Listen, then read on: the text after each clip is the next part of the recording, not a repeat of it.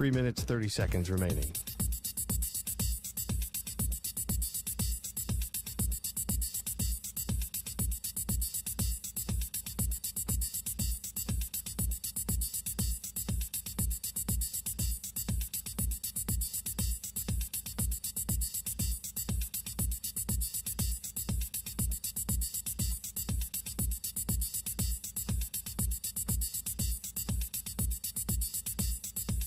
Three minutes remaining.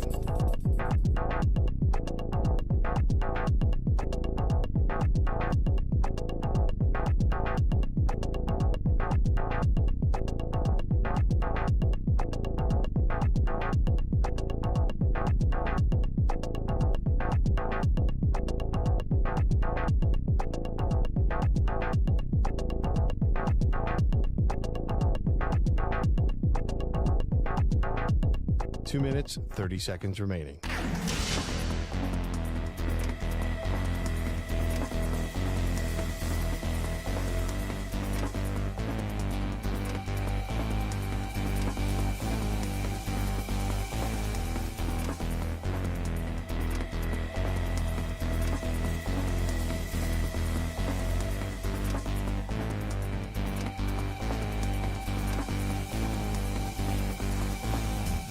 Two minutes remaining.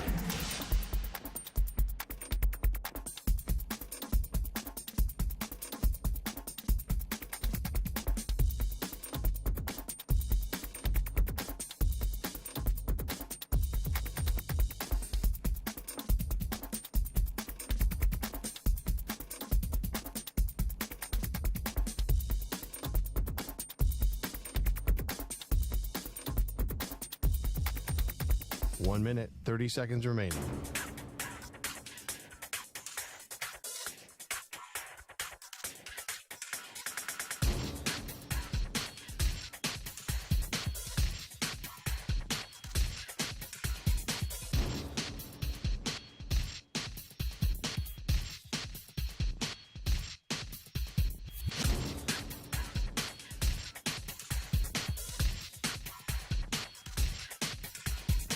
One minute remaining.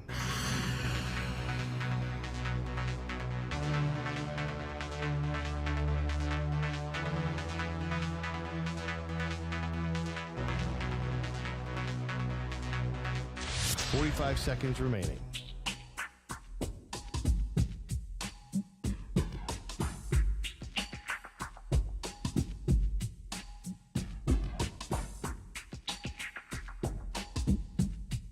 Thirty seconds remaining.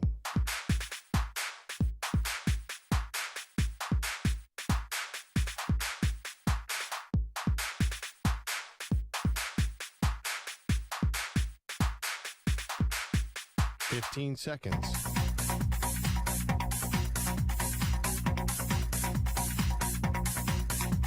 Break ends in 5 seconds.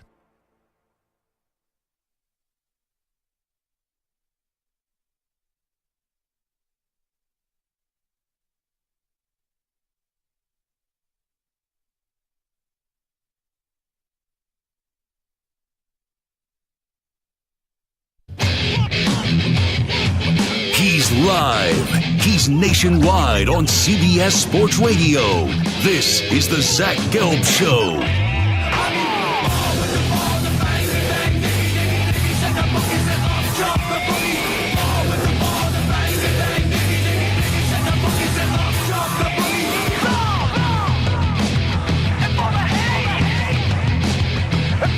Here's your host, Zach Gelb.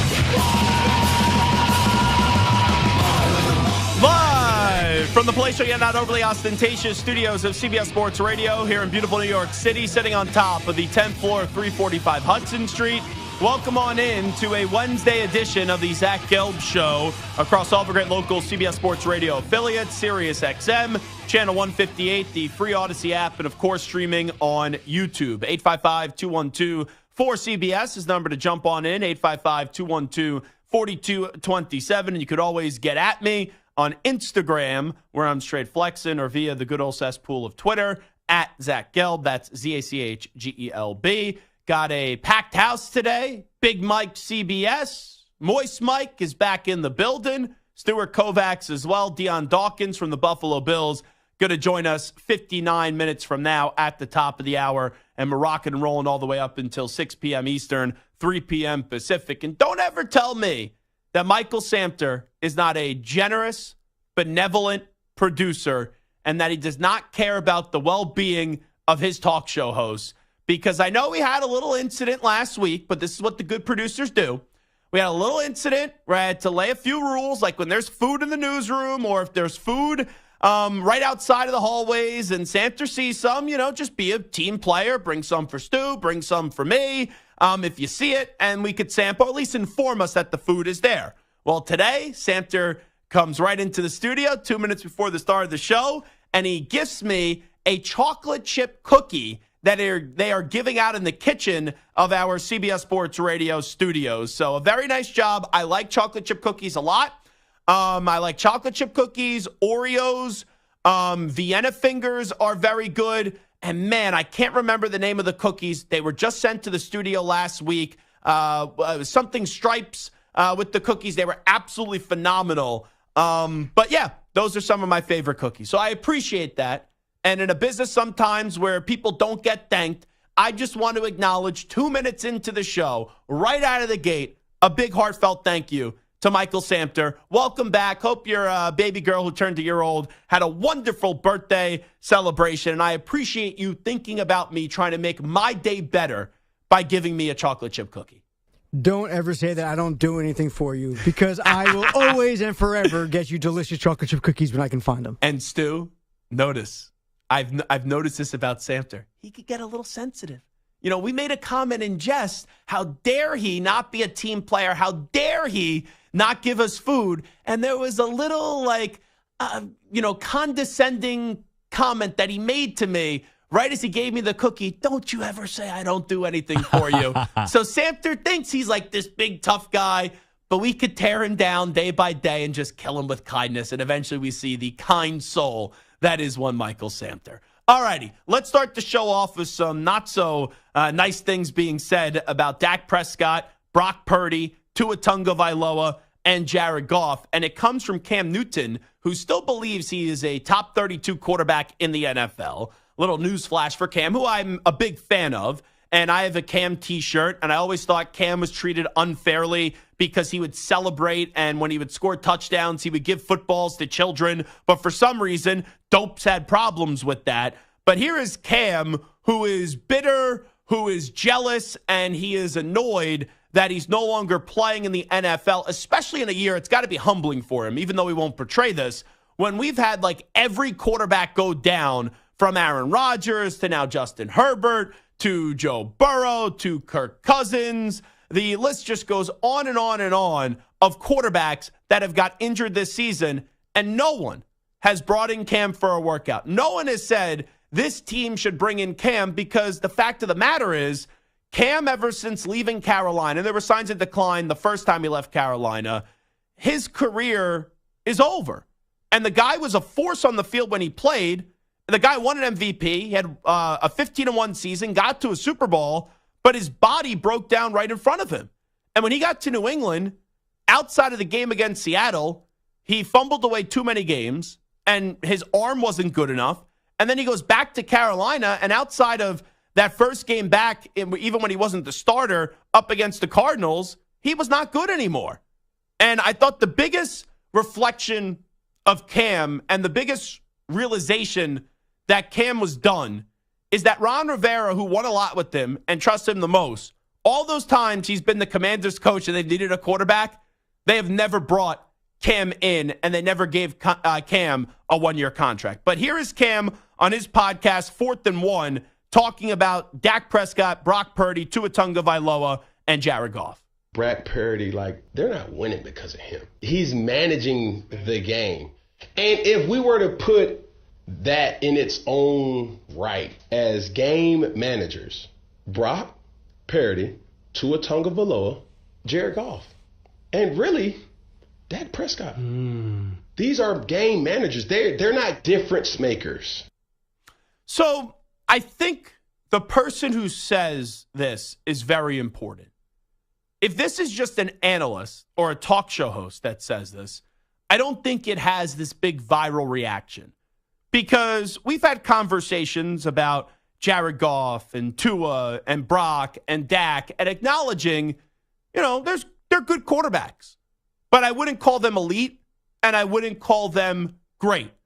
But when it comes from Cam, especially when just 2 weeks ago, Cam is on the Dan Patrick Show saying that he's a Hall of Fame quarterback. Without question, he's a Hall of Fame quarterback. When we all know there is not a good chance that Cam is going to make the Hall of Fame, and I don't believe Cam is a Hall of Famer. He had like 2 or 3 Hall of Fame seasons, but not enough to have a Hall of Fame career. It just kind of makes me laugh on who the source is of this. Because in one breath, you think so highly of yourself, and like you could forget about Brock, you could forget about Tua and Jared Goff, but then someone like Dak Prescott, who I have admitted before in this show, I don't think he's great. I don't think he's elite, but Dak has had a good career. Dak has consistently been a really good quarterback in this league. Now, he can't win the big game. On third downs, late driving against a great team in the playoffs, I don't trust him. But it doesn't mean I would throw him in the category of being a game manager. Because also, even though the Cowboys have a good team, it's not like San Francisco where you have a Deebo Samuel, you have a Christian McCaffrey, you have Trent Williams, like Brandon Ayuk. The weapons in Dallas are good. CeeDee Lamb's a top 10 wide receiver in the sport. But other than that, like Michael Gallup's a solid wide receiver. Brandon Cooks, unfortunately, has been able to stay healthy, but he's a good second or third piece. Tony Pollard is a fine running back. I don't know what his long-term future is with the Dallas Cowboys, but it's not as if Dak Prescott is just benefiting from the situation that is around him. Like, everyone needs a good situation to win. You could even look at Patrick Mahomes. The Chiefs have 5 losses right now. It's not because all of a sudden Patrick Mahomes woke up and forgot how to play football.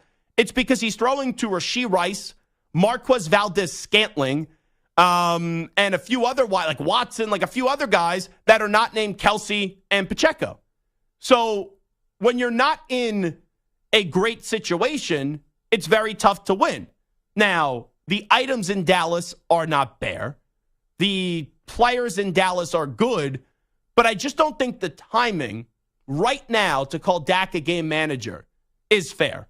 Because Dak, whether you believe they'll get to the promised land or not, whether you believe they'll get to an NFC championship game or not, Dak's having a really good season. And I don't look at Dak this year and saying, he's just a game manager for the Dallas Cowboys. And where I think this is complicated is we don't know how to really evaluate quarterbacks. Where we're now in a world where you have quarterbacks like Dak, who are good quarterbacks, but they get paid like they're game changers. They get paid like they're elite quarterbacks, great quarterbacks.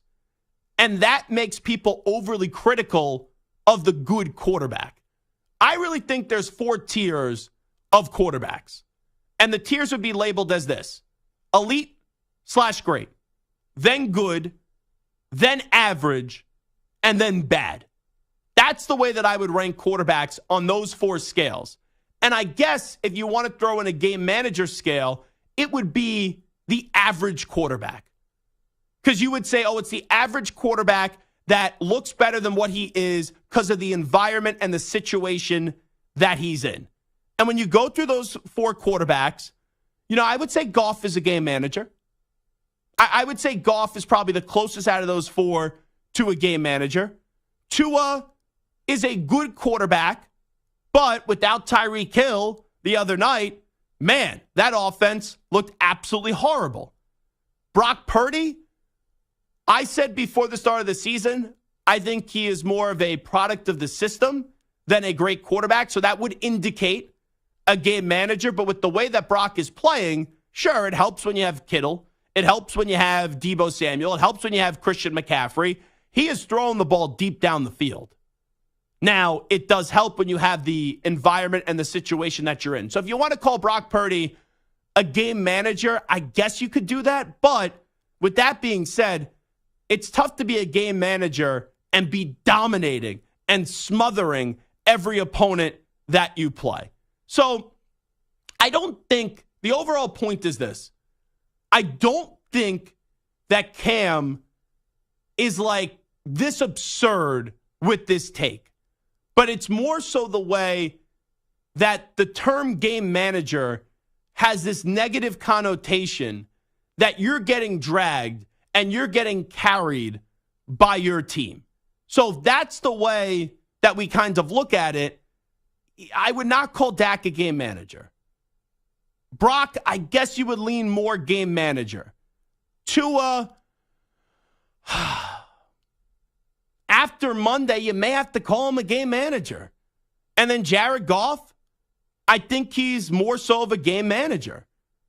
So Cam is not terribly wrong in what he said, but where it's coming from, and I usually defend Cam, that's where I kind of roll my eyes and just say that this is marinated in jealousy. And it was an unnecessary comment because even though Cam did not have much around him on the offensive side of the ball in Carolina, and he did sensational things, and I'm not calling Cam a game manager, I don't look at Cam in the same light that he looks at himself as an all-time great quarterback. Maybe like one all-time great season, but not an all-time great quarterback. So that's what I would do. If I had Cam on the show, I would say, Cam, you recently said on your podcast, 4th and 1, that Dak, Brock Purdy, Tua, and Jared Goff are game managers. If that's the case, I'm just wondering, how do you view yourself? And I'm not saying Cam's a game manager. I'll be clear about that. But I just wonder, how delirious is Cam? Because if he says he's one of the best to ever do it in the NFL, then he doesn't even know how to evaluate himself properly. So why should I give a rat's ass on how he evaluates the other 4 quarterbacks that he did name? Samter, let me ask you this. What stood out to you about those comments that Cam made when he's saying that those 4 quarterbacks, once again, Dak, what was he calling him? Brack Purdy? I think instead of Brock Purdy, Tua Tagovailoa, and Jared Goff are game managers. I'm going to be honest. I didn't care about 3 of the 4, right? Like Tua, we'll see. Mm-hmm. He's still got to prove himself. He still has to prove himself. I don't think that he's a game manager, but we'll see. I think he could be elite, but we'll see, right? Goff, don't care about him. Brock, don't care about him, at least not yet. What stood out to me was Dak. Well, hold on real quickly. You may have to start caring about Brock because right now, if the 49ers don't win a Super Bowl, that I don't care about, that's going to be bad. It's not that I don't care about Brock. It's just that it's his second year in the league as a 7th-round draft pick. It's way too early to discuss to label Brock Purdy anything. Fair. Right now, that team is what that team is. We're not going to learn anything about Brock until he actually does it. So for now, like say in the playoffs, Brock, because to your point, the Niners have showed the last few years they have been this really, really, really good team, and you could even say a great team, but their quarterback has not been able to get them over the hump, and now there's new life because this is the new flavor of the month. This is the new guy that's up with the San Francisco 49ers ever since the Jimmy G injury and all that stuff, and he has taken the baton, and he hasn't lost many games. Right, so again, like I guess my point is, moving on from those 3, what stood out to me was Dak. Because Dak, to me, like I think if, before this week where he dominated against the Eagles and looked great, before this week, if we put out a poll, is Dak a game manager, it would have been 50-50.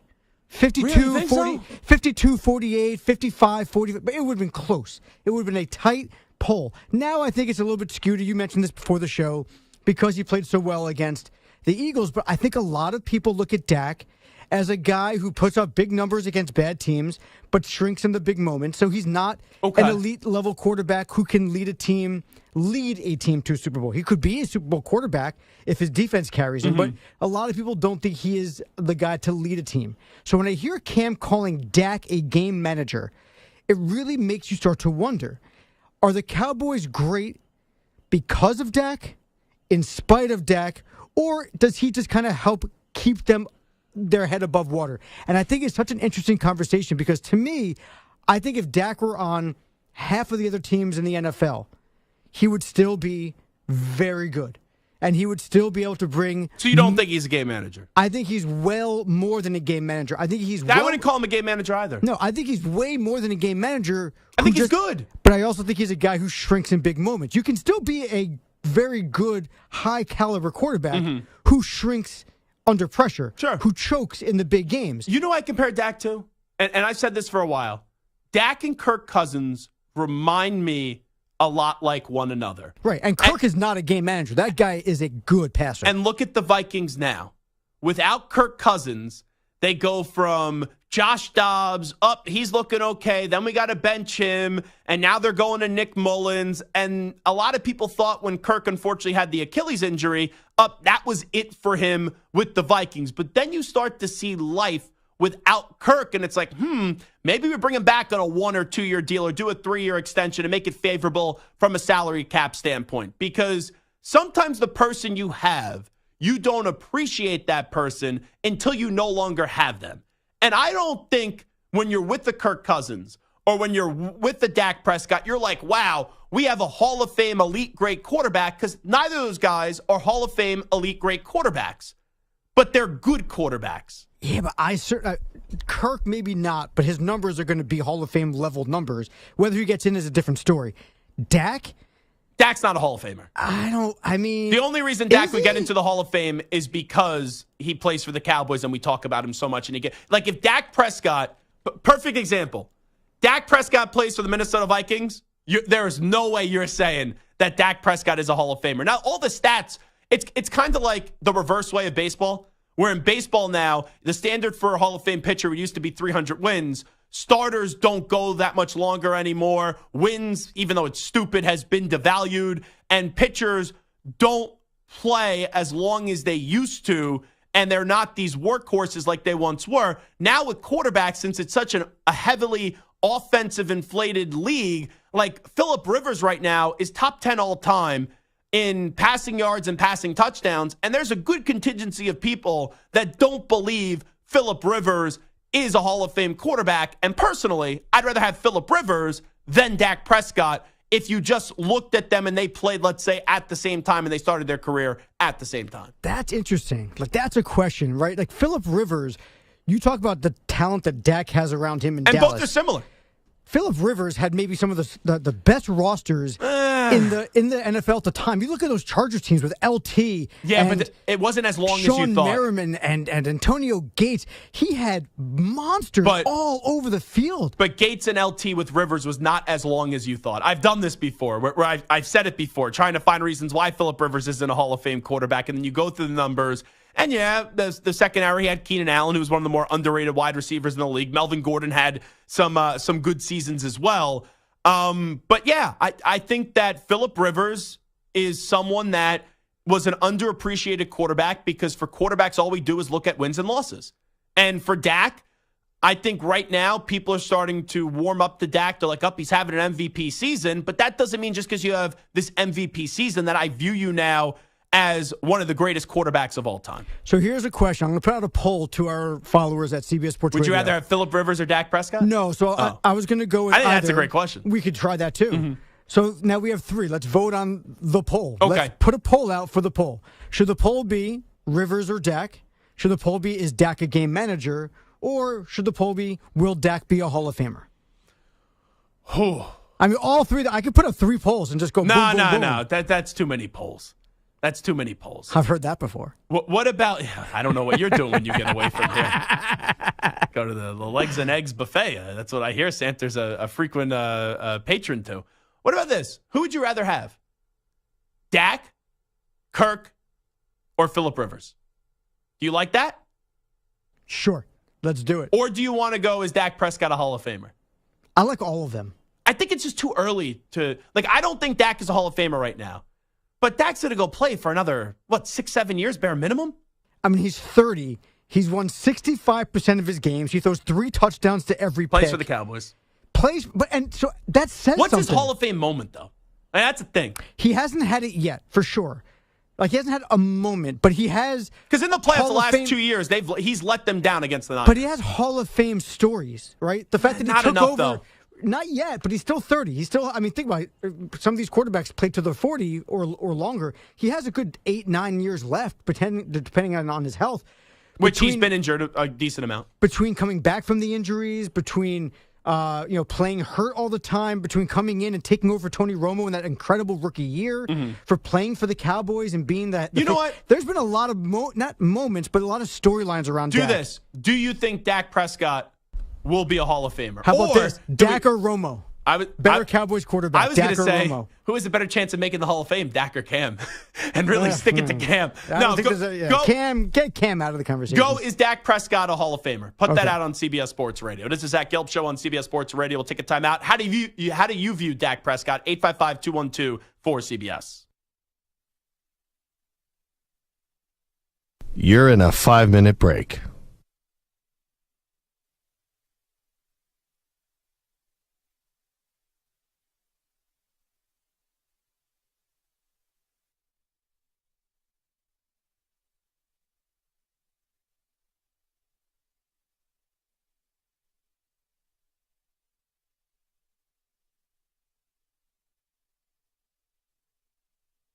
Four minutes, 30 seconds remaining.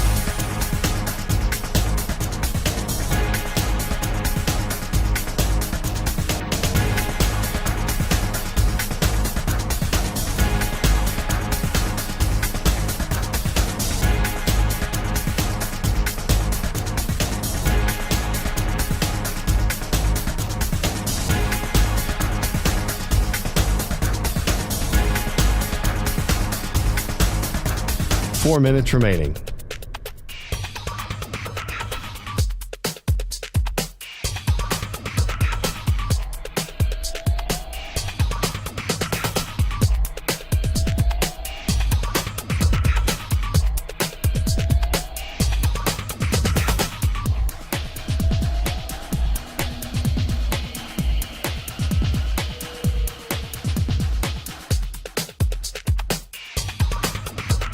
Three minutes, 30 seconds remaining.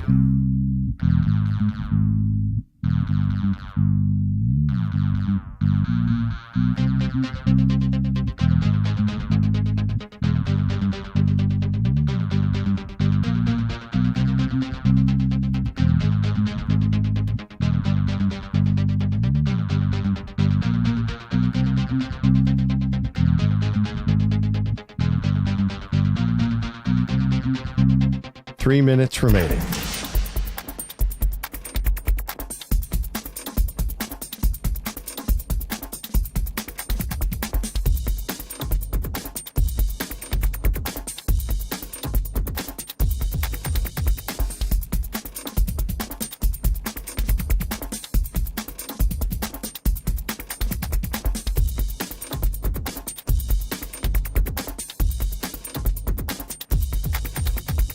Two minutes, 30 seconds remaining.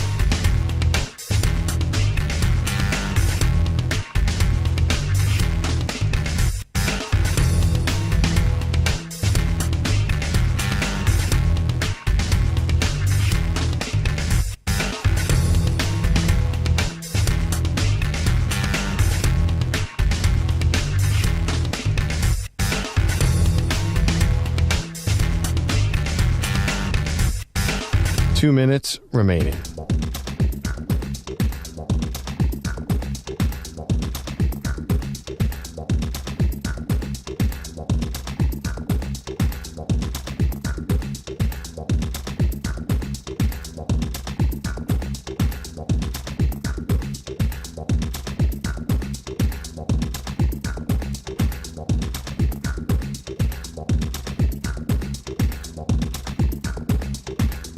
One minute, 30 seconds remaining.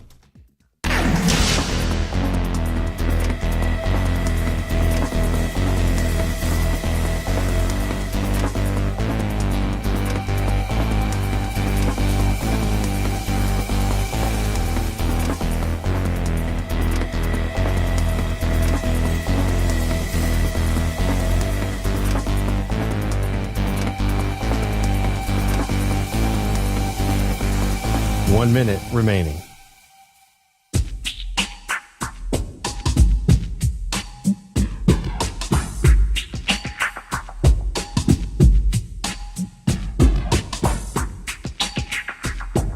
Forty-five seconds remaining.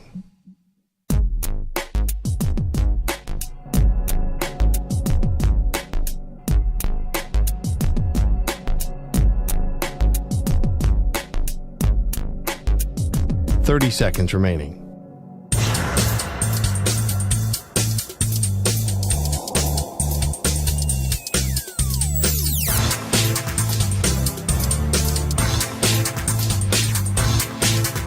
15 seconds.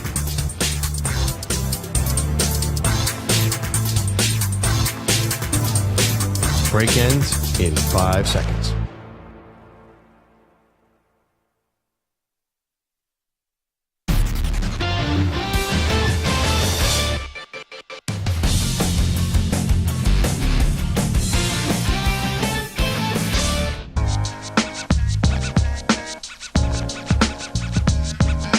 He's live. He's nationwide on CBS Sports Radio. Talking to the Pro Football Hall of Famer and Emmitt Smith. You don't have a Mahomes in Dallas. You got a Dak Prescott that's efficient a quarterback enough to throw the ball 35 times a game, maybe 40, maybe. You should have a running game that should balance that and create more opportunity for Gallups and everybody else to get down the field with play action if you run the ball effectively. If we believe in Tony Pollard that much to where we got rid of Zeke Elliott, well, damn it, use him. Does it annoy you that Zeke's not playing for the Cowboys? It does. Why? Why? Because I thought the 1-2 punch was awesome. And it does ignore me. It makes me hot that he's not a Dallas Cowboy. This is the Zach Gelb Show. Here's your host, Zach Gelb. It is the Zach Gelb Show on CBS Sports Radio. We opened up the show asking the question, how do you view Dak Prescott as a quarterback based off Cam's comments that Dak, Brock Purdy, Tua Tagovailoa, and Jared Goff are game managers. I view Dak as a good quarterback. Even though he's having a great season, I would not say through the entirety of his career he has been a great quarterback in this league, but I'm also very strict in terms of using that word great. And Samter wanted to ask the question, do you believe that Dak Prescott will eventually be a Hall of Famer? And you could chime in on that poll question at CBS Sports Radio, at Zach Gelb. I do not think Dak Prescott, with what I've seen so far during his career, is worthy enough of being a Hall of Famer, but he could still have anywhere from, 6 to 8 more years of his NFL career. So it's a little bit of a premature question, but we want to see where people are at right now in their classification of how they view Dak Prescott as a quarterback. 855-212-4CBS, 855-212-4227. Let's go to Big Dave in Kentucky next up on CBS Sports Radio. Big Dave, how you been, my man? Good. What's happening, man? You doing all right? Yeah, I'm doing fantastic, Big Dave. How are you? Doing good. Let me tell you what chaps my ass when it comes to people like Cam Newton. It creates this narrative that you're either Patrick Mahomes or you're a system quarterback, like there's no in between. Dak, right now, the last 2 games, well, it's really more than that, pretty much for the entirety of the season, I don't think anyone will argue that Dak is playing his best football. I think he's playing, he's obviously the consideration for the MVP award. Mm-hmm. He's, for the first time in his career, really, well, since Amari Cooper left, he's got a true number one. I think the West Coast offense suits his game to a T. I think Mike McCarthy's play calling has been exceptional and it's aided in Dak's success. And, I think Cam Newton's full of crap. So, well, that's fine, Big Dave. I appreciate the phone call, and it's tough to really debate much of what you just said. Now, I'm not sitting here with my pom-poms going nuts for Dak Prescott, telling you that he's this great quarterback, but he's having a really good season, and he's been a good quarterback. I feel when you say the word game manager, it is a slap in the face. Like, everyone can acknowledge you need talent around you to win. You don't win on your own when it is a 53-man roster sport and you need a lot of other players and a lot of things to go your way to win. But when you say game manager, it's basically saying, I don't really believe in the quarterback. I more so believe in the team around him. And as I said earlier, I'll say it again. You want to look at the Niners and say you could plug anybody in there. It's more so the product of the system and just don't turn the ball over later. Don't overthrow someone in the fourth quarter of a Super Bowl like Jimmy Garoppolo did. That's fine. But Dallas has a good team. They don't have these weapons, though, that everyone's like, wow, look at this offense. The quarterback just needs to be to go win. Like Lamb, phenomenal, top 10 wide receiver. But outside of that, Tony Pollard's fine. He's good. Brandon Cooks, solid. Michael Gallup, in and out of the lineup, he's solid. But it pales in comparison to the weapons that the Niners have. Like George Kittle's elite. Deebo Samuel is elite. Christian McCaffrey is the best running back in football. So that's why when you just group in Dak with also Brock Purdy and Jared Goff and then also who was the other one? Tua Tagovailoa. I don't think that's apples to apples necessarily. I don't think it's a fair comparison to compare Dak to all those other guys. And also, he's been doing it. I know Goff's been around the block for a bit, but two different teams. He's been doing it for a while now, Dak Prescott, through different coaches and different regimes. And at least with Tua, you can make a more apples-to-apples connection. Tua, at times, has looked elite. He's thrown for significant amounts of yardage. I mean, they had 700 yards of offense. Not a you large don't do enough that with a sample game size, manager. though. You just don't do that. Yeah, but notice once Tyreek Hill gets taken out of the game the other night or gets banged up, man. And you can have the argument whether Tua's that guy, but what I'm saying is they didn't score they didn't score a touchdown unless if it was gifted to them. They had a pick six that was gifted to them. They muffed the punt. They took over inside the 20, was gifted to them. And then Tennessee also fumbled the ball away, was gifted to them. Listen, every good quarterback can have bad games. I'm not saying that Dak is elite and he is a great quarterback. I'm just saying that the conversation about Tua is very similar to the conversation about Dak.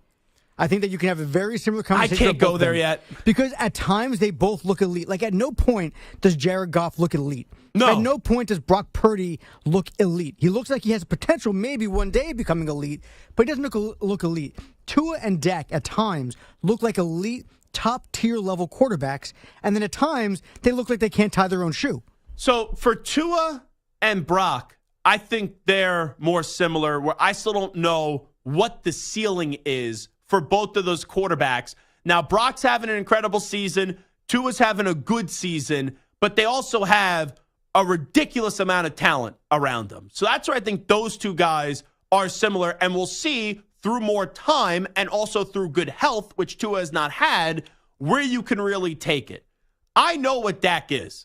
Dak is not a game manager. There's a lot of other teams in this league. I'm not saying that you would be bowing down to Dak Prescott to get him to your team, but you would be fine with the production that Dak Prescott has given your team because the guy is a good quarterback. And for Jared Goff, he to me is someone that at times looks like he was worth being the number one overall pick. But for most of it, he kind of just gives you the vibes of a second or third round quarterback that you could win games with. You could look really good.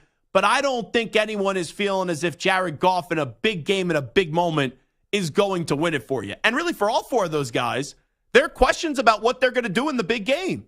You know, for Jared Goff, he got to the big game, the Super Bowl. He crapped his you-know-what up against the Patriots. For Tua Tagovailoa, we haven't seen him in a big playoff game yet. For Brock Purdy, he had two victories, but now you got to go get the team to the Super Bowl and win the Super Bowl this year. And for Dak, the conversation about Dak through the last 2 years has been he's good, he could get you double-digit wins, he could get you to the playoffs, but come playoff time, he will find a way to mess it up. So now that we've kind of the two of us at least have agreed that we think that Dak is somewhere between. He's good. He's in between elite and game manager. He's not a game manager, but he's not necessarily elite either. He's good.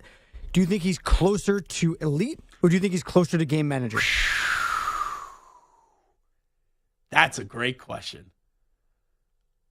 I would say closer to elite, but that is not me saying he's anywhere close to being an elite quarterback. I think I would agree with you. Because when you say game manager, that means, like, for example, you throw him on, I don't know, you throw him on the Commanders. You put him on the Commanders, who Terry McLaurin's a good wide receiver. You have Jahan Dotson. But it's not a better situation than what he has in Dallas. I think you would see a vast improvement with the Commanders from where they are right now with Sam Howell. That's not someone that's a game manager. And that's why I would say he's closer to elite than just being a game manager, but I'm not saying that like he needs to put a jacket on because he's getting a little bit the fire is not really working because he's nowhere close to get into that fire level of being an elite quarterback. Let's go to Adrian in Maryland next up on CBS Sports Radio. Adrian, go ahead. Hey, Zach, thanks for taking my call. Hey, see, we're crossing hairs here because last year, everybody, when Dak was throwing all the interceptions, they would say he needs to manage the game a little bit more. And I think that's more of the elite being aggressive of throwing the picks because they think they can do that. As far as Cam Newton, I think he's just salty because he can't get a job.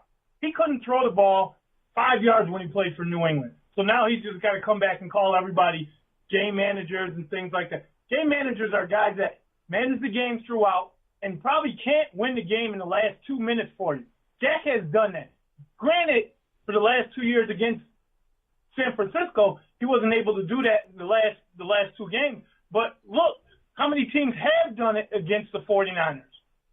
No, it's a fair point that you bring up, Adrian. Appreciate you making the phone call, 855-212-4CBS. We'll take a break. When we come on back, we'll do a little Take 5 Wednesday. I'll give you my top 5 teams in the NFL. Update time first. Here is the Ackman, Rich Ackerman. CBS Sports Radio. Sports Flash. And it's sponsored by Progressive Insurance. Insurance for motorcycles, boats, and RVs for protection on the road and on the water. See how much you can save at 1-800-PROGRESSIVE and Progressive.com. First, the NFL expanded its European schedule into Germany. Now the league will go into South America. Next year, there will be a game played in Sao Paulo, Brazil for the first time.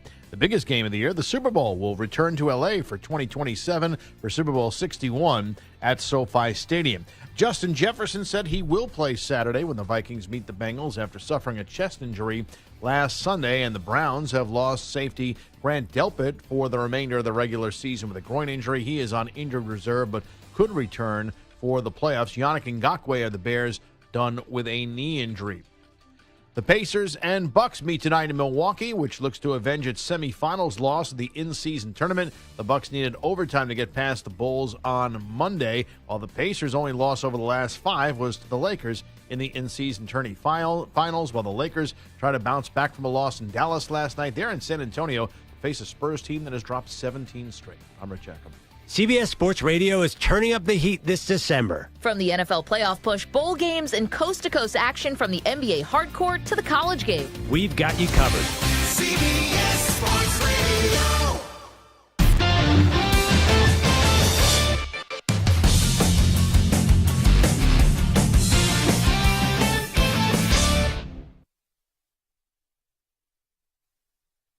You're in a 5-minute break.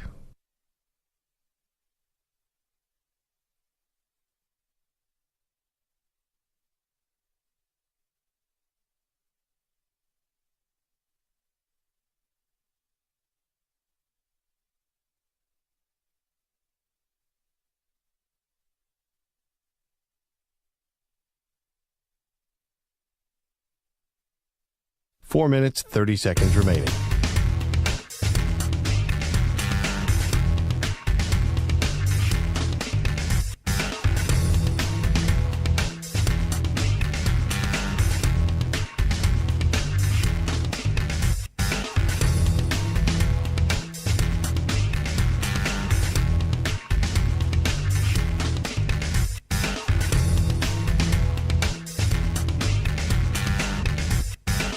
Four minutes remaining.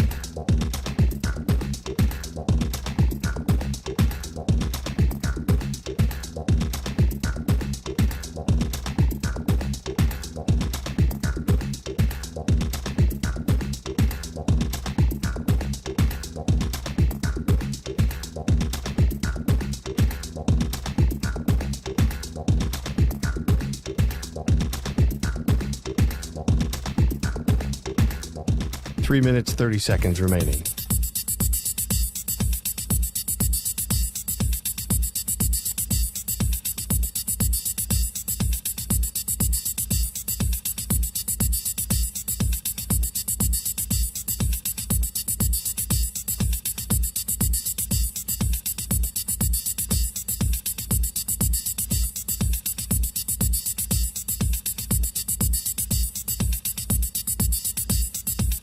Three minutes remaining.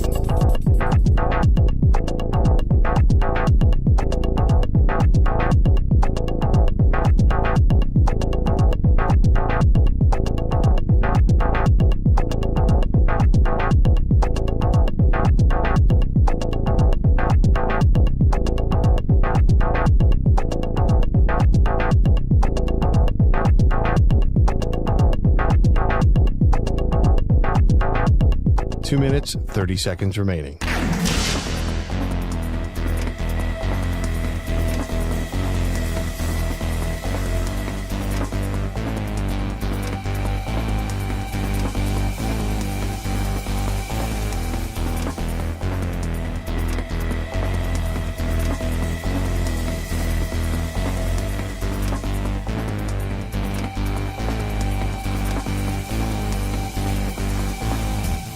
2 minutes remaining.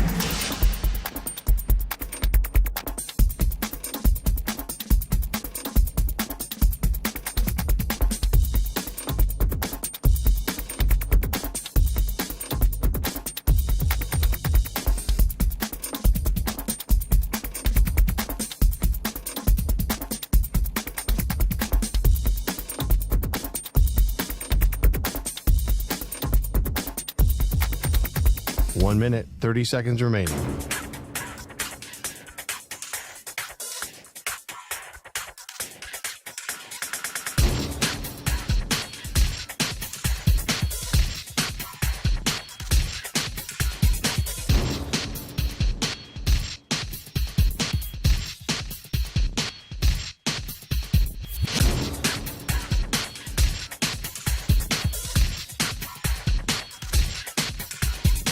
One minute remaining.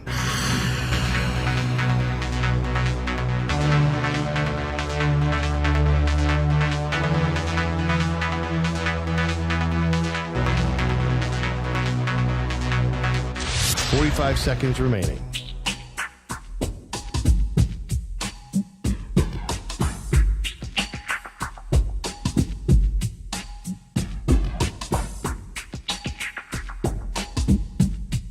Thirty seconds remaining.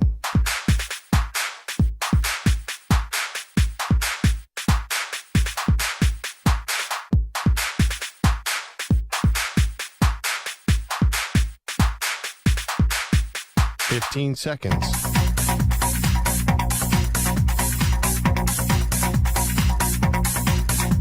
Break ends in 5 seconds.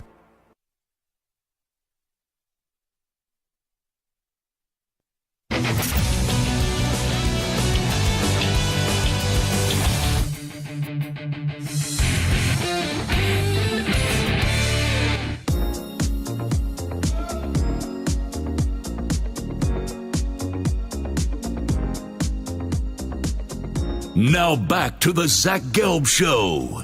It's time to Ask the Pros, where you, the listener, gets to ask us a question brought to you by O'Reilly Auto Parts. Simply tweet your question at CBS Sports Radio or at Zach Gelb using the hashtag Ask the Pros. Be listening later in the show when we might answer your question. Think O'Reilly Auto Parts for all your car care needs. Get guaranteed low prices and excellent customer service from the professional parts people at O'Reilly Auto Parts. Let's get to a little Take 5 Wednesday right here on the Zach Gelb Show. As the dust settles from last week's games, it's time to look at which teams are rising and which are falling. And there's an interception. Zach ranks his top 5 NFL teams on this week's edition of Take 5, only on the Zach Gelb Show. I alluded to it yesterday. Now, I put my money where my mouth is. I placed a future last night at 10:21 p.m. Eastern on the Buffalo Bills at plus 1,000 to go to the Super Bowl this year.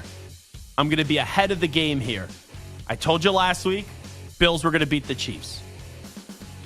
I do believe the Bills beat the Cowboys this week. It's a letdown spot for both teams because both teams are coming off great wins. But I'm going to say that the Bills are going to start to let Josh Allen cook because that's what they need this year. And Buffalo will win this game. They'll start to get hot in December. And you look at the AFC, and it's like, Ravens are really good. Chiefs should be good, but they don't have a great record. So I'm buying stock in Buffalo. And I think Buffalo is starting to get hot, and they're starting to survive the first 13 weeks, which was very up and down and ugly football. So Buffalo in at number 5. Number 4, there were signs against really great teams that maybe the Eagles aren't as great as we thought they were, but they were still winning all these games. The last 2 weeks, this Eagles defense has taken a step back. And offensively, there were some uncharacteristic things done the last 2 weeks, not finding a way to put the ball in the end zone up against the 49ers, where you had a chance to really make a statement in that first quarter when you had to settle for 2 field goals. And last week, it seemed like every big player on the Eagles did fumble the football. With all that being said, though, they're still 10-3. They have experience of going to a Super Bowl last year. And Philadelphia, Bad 2 games against the Niners and the Cowboys, but they're in at number 4. Number 3, how about them Cowboys? Maybe I have to stop calling them the Drama Dallas choking Cowboys for now. That will pop up eventually. Maybe the divisional round, maybe even conference championship weekend. I still don't believe this team's going to the Super Bowl, but that was their first big boy win of the season up against Philly. Up until that point, they did not have a great win attached to their name, and the Dallas Cowboys find a way to not only beat the Eagles, but dominate the Eagles, smother the Eagles, and control the entirety of that game. So Dallas is in at 3. Number 2, as long as the great 8 is healthy, the Ravens are going to be a problem. You complement that with a heck of a coach in John Harbaugh, and then also a really good defense as well. And the Ravens just find a way to win games, and they do it in all 3 phases. Wasn't the greatest defensive performance for the Ravens. The offense carried their weight. And then you saw Tylan Wallace in overtime have the 76, I believe it was, yard walk-off punt return for the Ravens. And then in at number 1, outside of a 3-week stretch where they were without Trent Williams and Deebo Samuel, the 49ers have been the best team in the league. They were dominant the first few weeks, and then after surviving that stretch of losing 3 games in a row where people were panicking, the sky is falling, blah, blah, blah, and I warned people, I said, guys, calm down. It's coming from me, and I'm not been the biggest 49ers fan, but calm down in the criticism, because when they get healthy, Brock will go back to looking like he's this phenomenal, sensational quarterback, and look at what has happened. And not only has that happened, they didn't really need to, game was fine. It was a fine effort up against the Seahawks. They never broke a sweat where even if it was close early, you never thought they were going to lose. But they have blown out the Cowboys, they have blown out the Eagles, and those are 2 of the top 5 teams in the sport. So I put the 49ers in at 1. So at 5, Buffalo, 4, the Eagles, 3, the Cowboys, 2, the Ravens, and 1, the San Francisco 49ers. Michael Samter, you're shaking your head. I don't know why. Speak now, forever hold your peace. I mean, Dak, I love you and everything, but the Bills at number 5? All right, who should it be there? They're 7-6. They're 2 games back of the Dolphins. Okay. How do you have the Dolphins, who lead the AFC East, ahead of the Buffalo Bills, who are 7 and they're a game above 500? Two reasons. When the Bills played the Dolphins, and that was early in the season, the Bills beat them by 18 points. Number 2, the Dolphins are good. I don't think this is a team that, let's say you had Buffalo and Miami meet up in the playoffs, people would be picking the Dolphins to beat the Bills in the playoffs because people trust Josh Allen more than they trust Tua Tagovailoa, and Josh Allen is a better quarterback than Tua. Now you have concerns about the health of Tyreek Hill. You would think he'd be fine. Probably should bench him this week and sit him down and rest him, make sure he's A-okay up against the Jets. But Miami, they have not beat a team above 500 this year that's currently above 500 besides one, and that was the Denver Broncos, who were god-awful when they played them. So I think the Dolphins are a good team, but people are trying to make them out to be this phenomenal, sensational team, and I don't believe they're actually that. Now, this team I don't think belongs in the top 5, especially after losing to the Bears. But the question really is about the Lions. Like, at times we think, man, this team is finally going to make a run for the Super Bowl. They're going to get to the playoffs. They're going to win some playoff games. They might even have a home game in the playoffs by winning the division. And then the next week, they lose to the Packers or the Bears or no one that they've beaten has impressed us, right? They beat the Chargers. They beat the Raiders. They Got beat the smacked Buccaneers. by the Ravens. They beat the Panthers. Lost they to the beat Seahawks. the Falcons. Like they outside of the Chiefs in week 1, they don't beat anybody. So I guess my question is, not necessarily do they belong in this top 5, because I don't think they do. But what really is their ceiling? I think they are a team that could win a playoff game for the first time since 1991. Do I think they're a team that, where it looked like when they were 8-2 that they could be a Super Bowl team? No, they've shown that the last 3 weeks twice. Now, they could win you back up against Dallas, because in one of the final few days of the year, I believe that's a Saturday night game, you have the Lions up against the Cowboys late in the season. And that's a game where Dallas is playing well. That would be a big boy win for the Detroit Lions. I think the Lions are are a good team. They could win a playoff game this year, but anything more than that, I think, is asking way too much. And right now, if the season were to end today, they would play the Vikings at home in the first round. So that's a very winnable playoff game right there. Yeah. Now, the other team, obviously, I'm going to stomp for them, but I don't think I have to stomp too hard. They have had some issues, and they do look vulnerable, but it is Patrick Mahomes and the Kansas City Chiefs. You doubt them and doubt them and doubt them. America doubts them and doubts them and doubts them. My Chiefs are going to win the Super Bowl again. There's no doubt in my mind. They're going to run right through the AFC. It's no question. Doubting them. First off, they just lost to the Bills. So if the Bills are my fifth team, and it was tough to find the fifth team, you can't put Kansas City in them.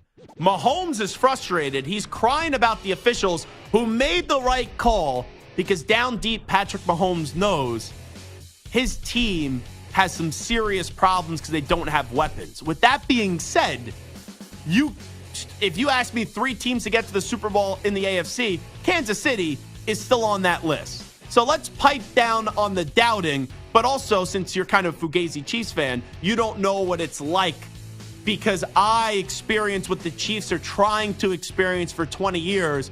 Whenever you lose and whenever you have an regular season, people say you're done, you're finished. We still all know when 1587 and Andy Reid walk into a playoff game, home or on the road, no one's going to be happy to see them. But they got something to prove. Well, here's the other question. We were talking about game managers. I mean, I don't think anyone's calling Patrick Mahomes a game manager. I would hope not. But he's the best quarterback in the league. But when you talk about the elite of the elite quarterbacks, Tom Brady, Peyton Manning, Aaron Rodgers, Brett Favre, they did it with or without elite talent. Yeah. Finally, for the first time in a long time, That's Patrick Mahomes doesn't have elite talent. That's not true. And they're struggling. He did it last year. But last year, they at least they did have some levels of talent. Yeah, just Travis Kelce. Outside of that, what, because they lose Juju Smith-Schuster? That's a big blow? The guy's done nothing. The guy's done jack in New England. And Juju's a nice complimentary piece. He's not a number one. I wouldn't even call him really a number 2, if I'm being honest these days, because his body's breaking down. So let's not forget, I know we get caught up in the moment, but let's not forget, we just did the same song and dance last year with Kansas City. We were vulnerable. They don't have enough weapons. They missed Tyreek, and they still found a way to get the job done. But this is a power rankings for this week where we currently sit after 14 weeks going to week 15, and I can't put Kansas City right now in the top 5. They have 5 losses. Who would have thought the Chiefs would have had 5 losses in the entirety of this season when the season did commence, and we're not even at the end of the road yet. All right, it is Zach Gelb Show on CBS Sports Radio. We'll take a break. When we do come on back, this team is surging. I'm buying into this team. They have a massive game this weekend up against the Dallas Cowboys. Dion Dawkins is a 2-time Pro Bowler, 2-time Walter Payton Man of the Year nominee, and a close personal friend as we were college classmates together at Temple University. So Dion Dawkins, the snowman, is going to join us next on CBS Sports Radio.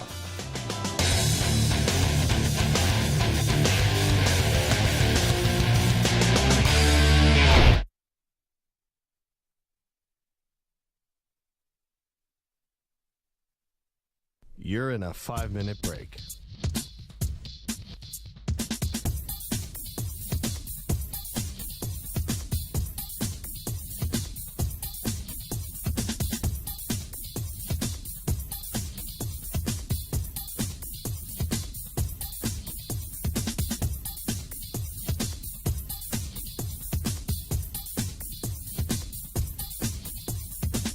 Four minutes, 30 seconds remaining.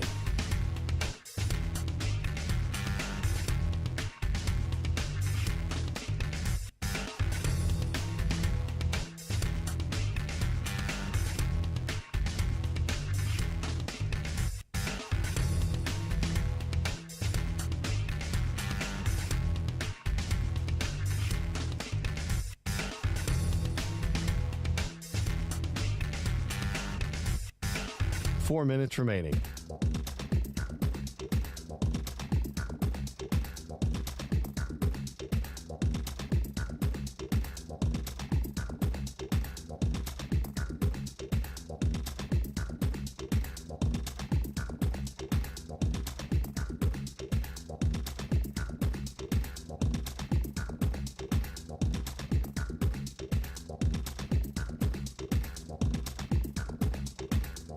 Three minutes, 30 seconds remaining.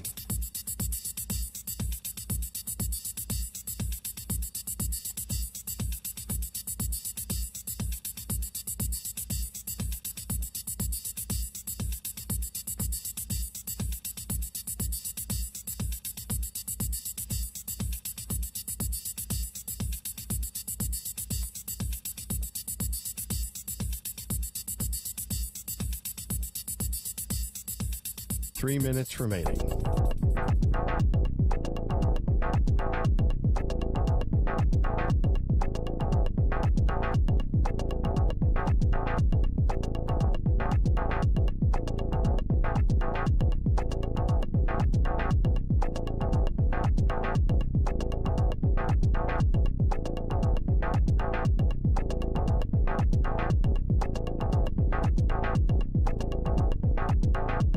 Two minutes, 30 seconds remaining.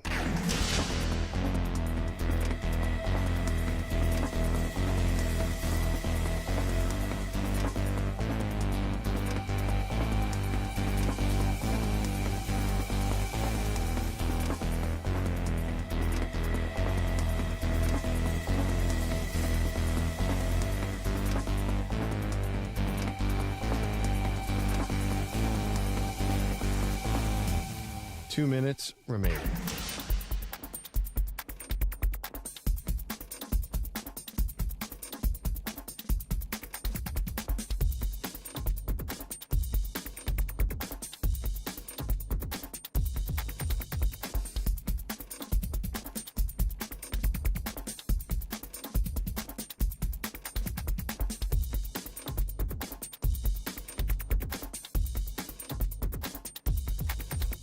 One minute, 30 seconds remaining.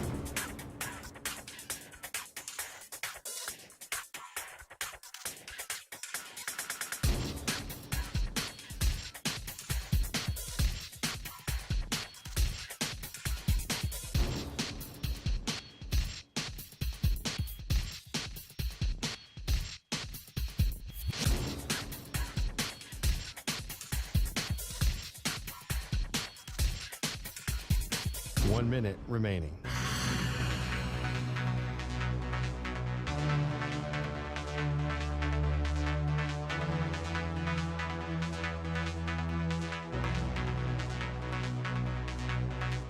Forty-five seconds remaining.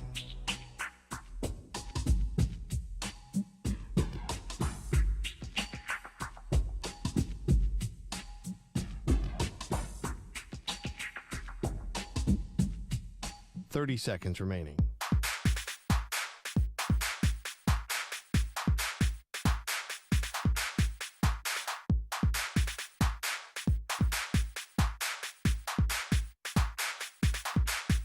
Fifteen seconds.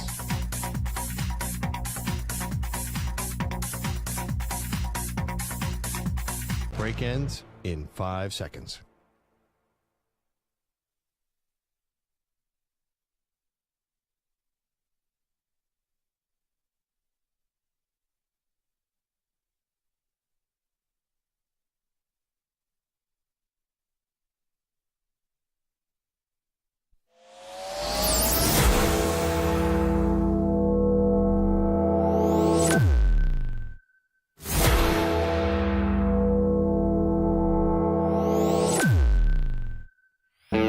He's live. He's nationwide on CBS Sports Radio. This is the Zach Gelb Show. All righty, we continue. This is the Zach Gelb Show, coast to coast on CBS Sports Radio, hour number 2 of our radio program. Here's the poll question today. You can always find it at Zach Gelb, at CBS Sports Radio, as it has to do off of Cam Newton saying that one day, when you look at Dak Prescott, he now currently believes that he is a game manager. So we ask you, is Dak Prescott going to be a Hall of Famer? Right now, early returns, 84.4% say no, 15.6% say yes. So overwhelming returns agree with me that he is not a Hall of Famer. But with that being said, it doesn't mean he's a trash quarterback. It doesn't mean he's a bad quarterback. And that's where I took issue with what Cam had to say. And yes, Cam's opinion should be respected. Cam is an MVP or was an MVP of this league. But I also think a lot of his criticism now of quarterbacks is based off of jealousy because they're still getting an opportunity to play. And he believes that he's better than these quarterbacks, where Cam has not had the honest look in the mirror with himself, because Cam, I saw him in New England be underwhelming. And then he got the opportunity to go back to Carolina, and he just didn't have any juice left in that arm. And from a physical standpoint, it stinks because it's tough to play in this league and play in this league long. Like, I really do think Tom Brady changes the way that we now view quarterbacks because he is the standard. He's the greatest quarterback of all time. He's the winningest quarterback of all time, but he also did it longer than anybody. You look at Brady's final 5-6 years of his career, you could make a case that that was the best he ever was consistently. And he is an enigma. He is an anomaly. And now it's okay. Brady's out of the league. We've also had an era of all-time great quarterbacks of Peyton Manning and Drew Brees as well, all play like at the same time. Big Ben, a lot of Hall of Famers, and now they're either a year out of the game or a few years out of the game. And because we got spoiled with such great quarterback play, we're expecting the next great wave of all-time ridiculously great quarterbacks. And we expect those guys that are currently playing now to be the guys of the last 20 years. And not everyone, no crap, is going to be Brady, is going to be Manning, is going to be Big Ben, is going to be a Drew Brees. So you look at the top 4 quarterbacks in football right now, I would say it's Mahomes. I would say it's Josh Allen. You clearly have Joe Burrow and Jalen Hurts. They're all well on their way, especially Mahomes. And now it's okay, where are you going to stack up from an all-time great standpoint? But there is a fall-off where there's a lot of guys in the top 10 where I don't know how many of those guys would have been in the top 10 about 10 years ago when all these guys were really humming and you had all these guys playing at this elite, ridiculous level. And now we're looking for that new wave. And at times, there have been quarterbacks that have dominated. And then other times, there's been guys that had a bad year, then bounce back, have a great year, then have a bad year. So we're all trying to figure out where to kind of group these quarterbacks together and see who are going to be the next great generation of quarterbacks in the NFL. But Cam calling Dak a game manager, I think a lot of that is marinated in that Cam still wishes he was playing and he thinks he's better than some of those guys. Where right now, Cam gets on the football field in Dallas tomorrow. He's not having the Cowboys looking like where Dak Prescott does have him right now with this football team. We'll have Dion Dawkins up in just a moment from the Buffalo Bills as the Bills are just starting to turn things around. Needed a big victory up against Kansas City, and they got it. And now Buffalo, who had Super Bowl expectations before the start of the season, we're starting to look at where Buffalo is going to be trending in the final 4 weeks of the season with a big game on Sunday up against Dallas. And then you have the Rams, the Patriots, and then the Miami Dolphins. And you go from Buffalo really doesn't have a chance. Buffalo is not going to be a playoff team to now Buffalo has new life.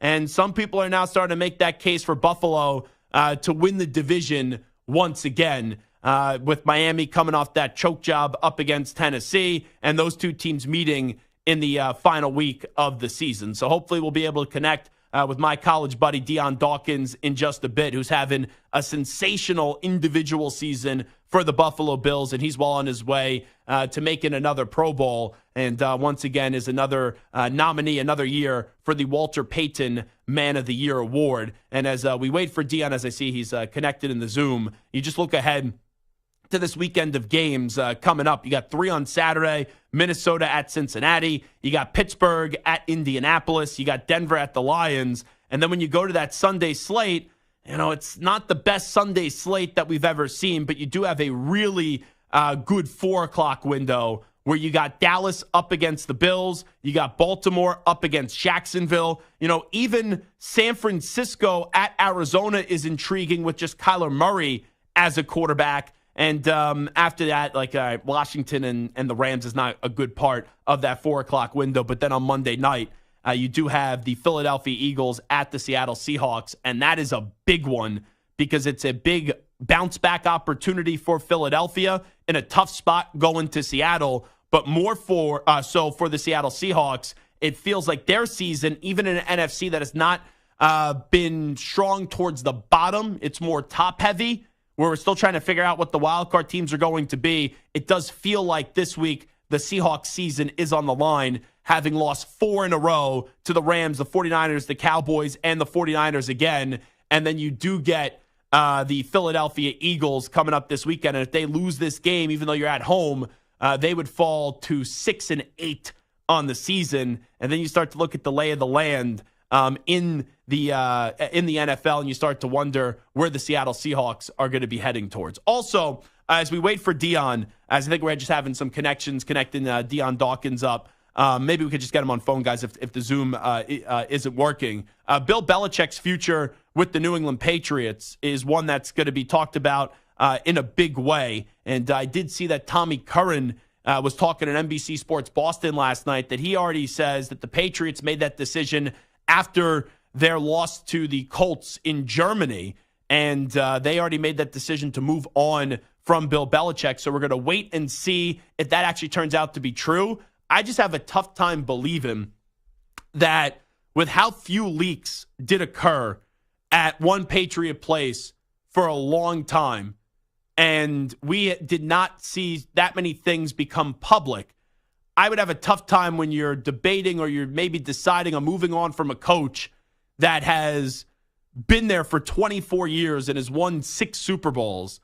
I would have a tough time thinking that Jonathan and Robert Kraft are going to leak that out, or they're going to let many people know of what that decision is, and they're going to allow that conversation to potentially become public. Like, if the Kraft family has made that decision to part ways, whether it's via trade or it's firing Bill Belichick at the end of the year, I do not think they're going to leak that to a reporter in Tom Curran.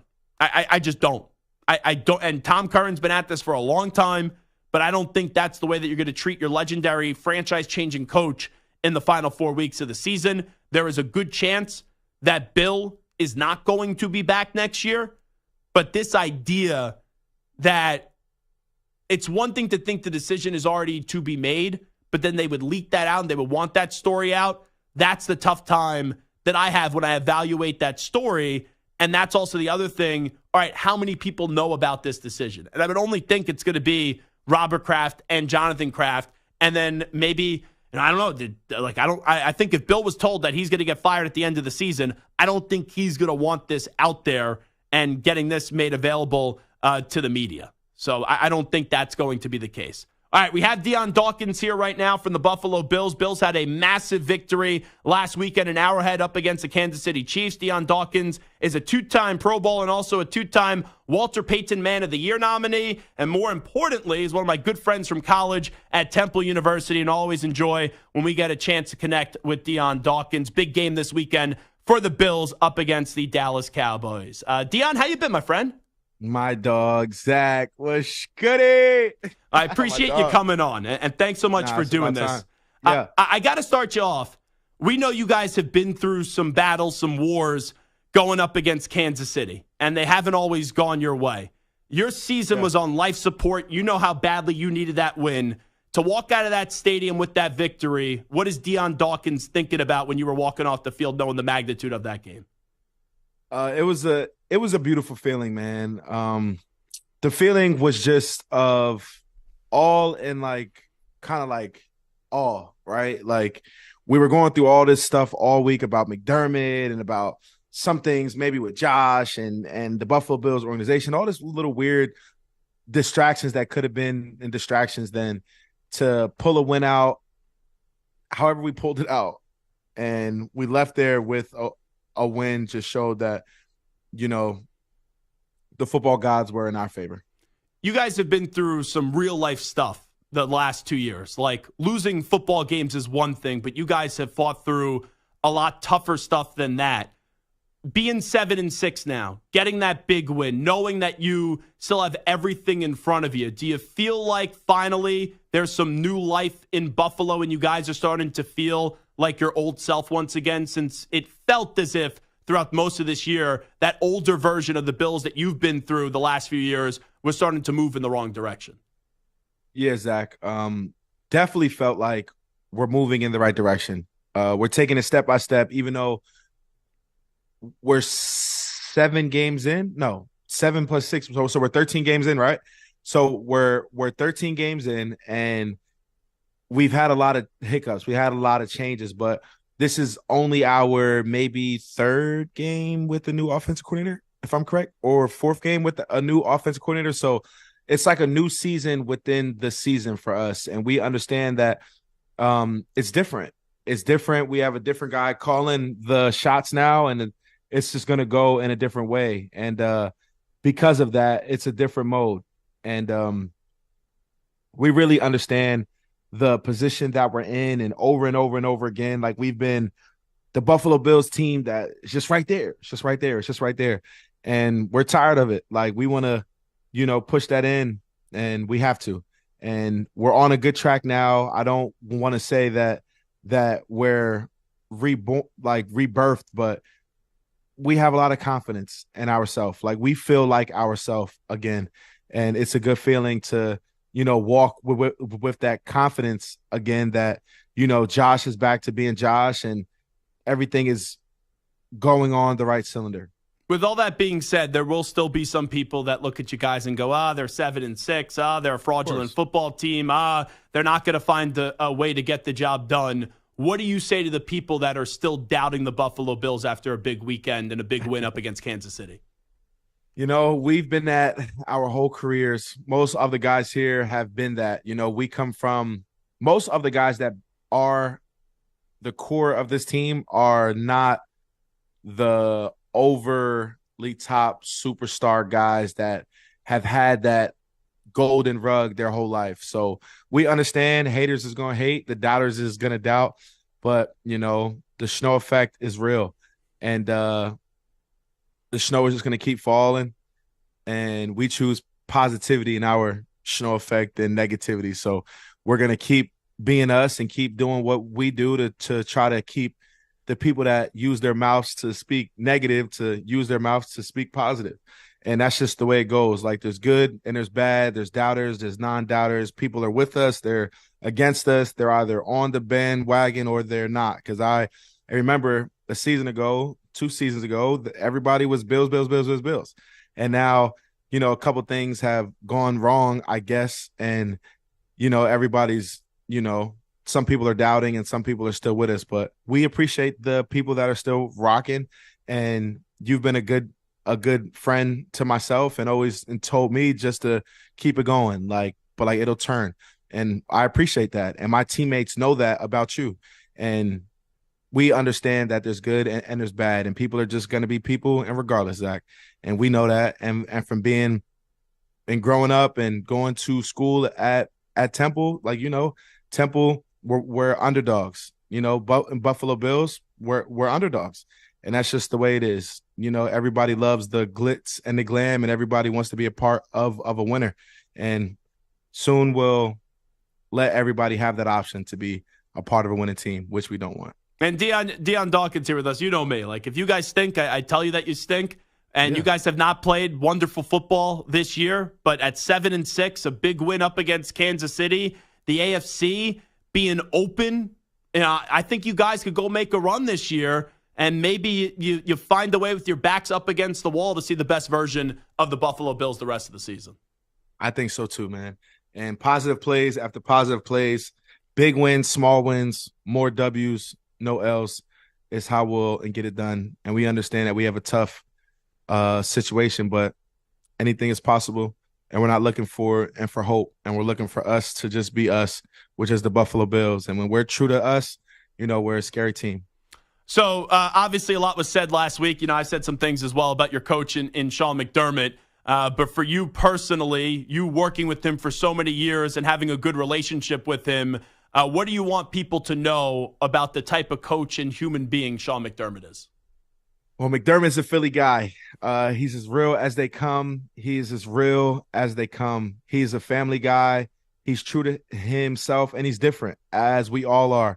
He is a nail and grit guy. He's a no mess around guy. He's a straight to the punch guy, and we appreciate him.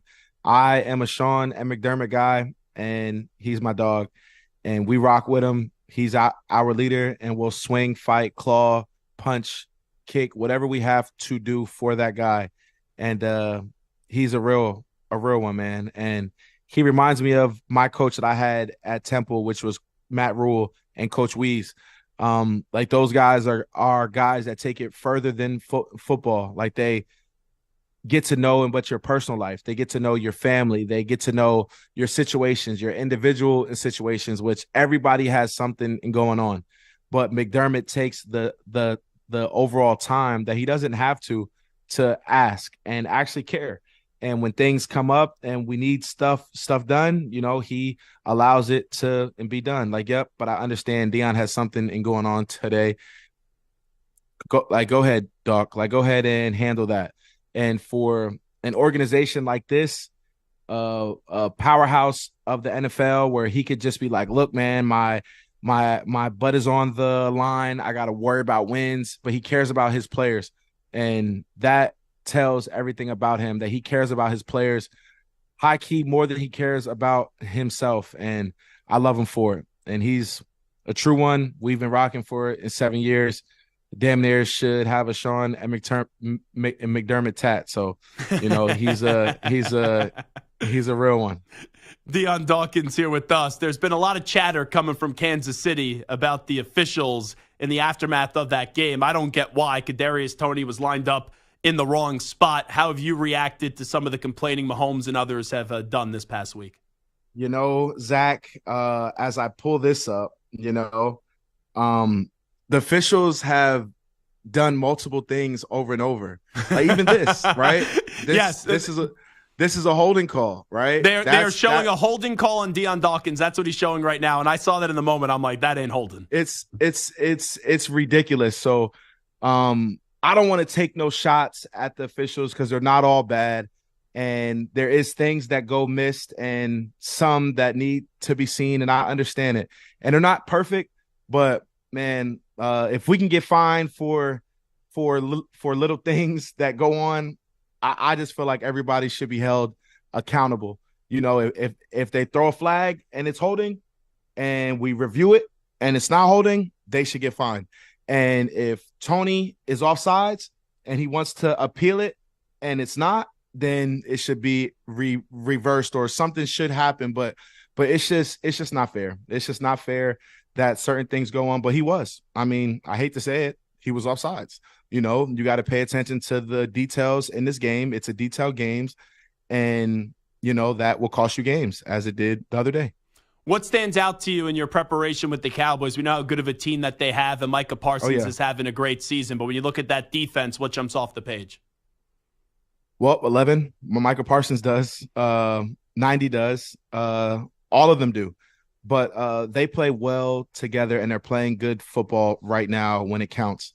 And Dak has been doing a good job of leading, and it's showing. And we understand that they're a tough team. They just beat the Eagles, which was a team that we lost to, and they're playing great ball. So we have to be on our A game, and we have to have a good script and a good game plan to get this done. And 11 is coming to wreck a game. And as an offensive lineman, I understand what my job is, and I got to go out there and keep 17 upright.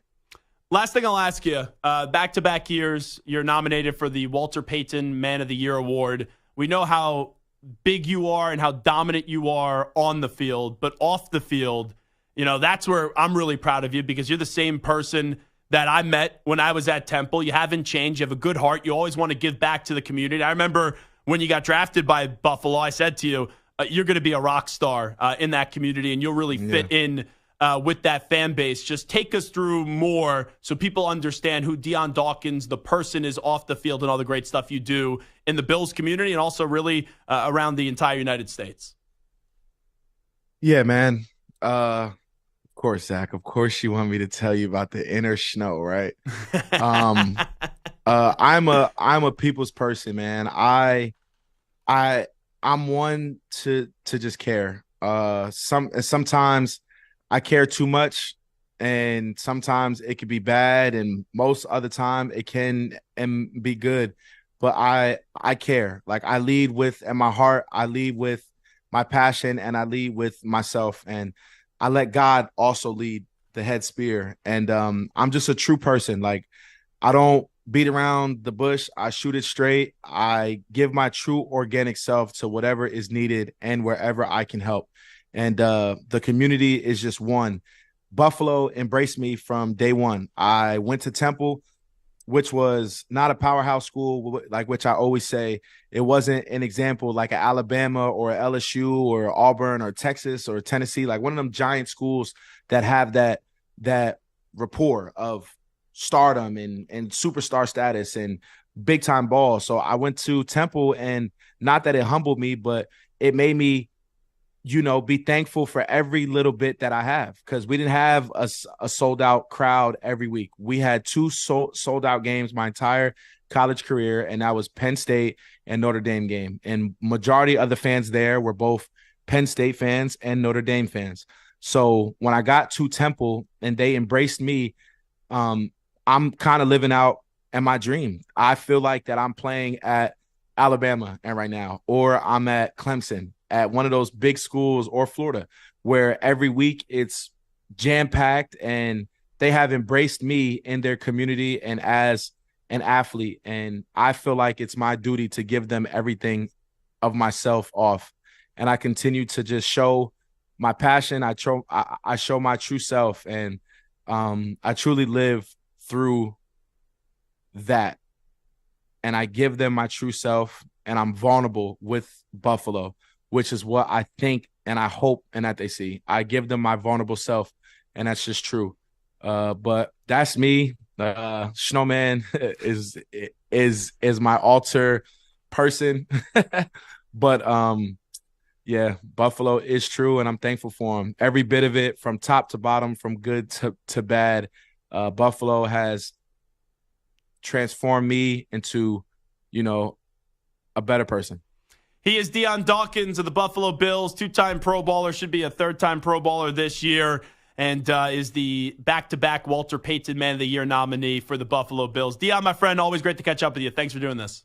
Love, Zach. Always, brother. There you go. Dion Dawkins from the Buffalo Bills. Always love our conversations with him. Try to find someone that's more real than Dion Dawkins in the NFL. I don't think you could find that person. Just the definition of a good, genuine human being that's also a monster on the field and delivers a bunch of pancake blocks each and every week. We'll take a break. We'll come on back, and this is Zach Gelb Show on CBS Sports Radio.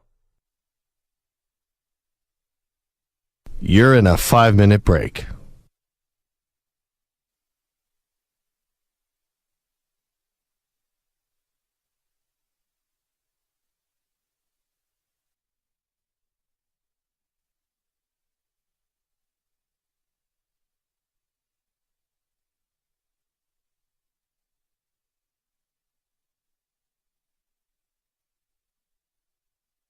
Four minutes, 30 seconds remaining.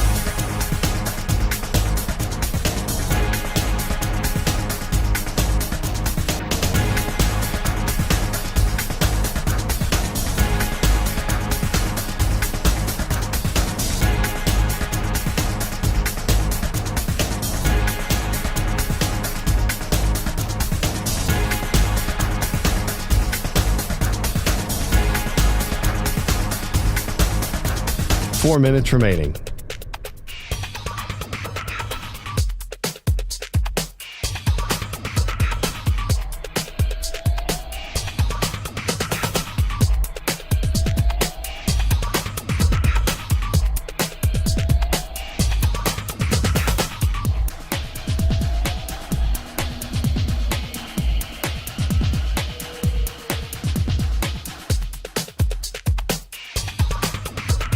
Three minutes, 30 seconds remaining.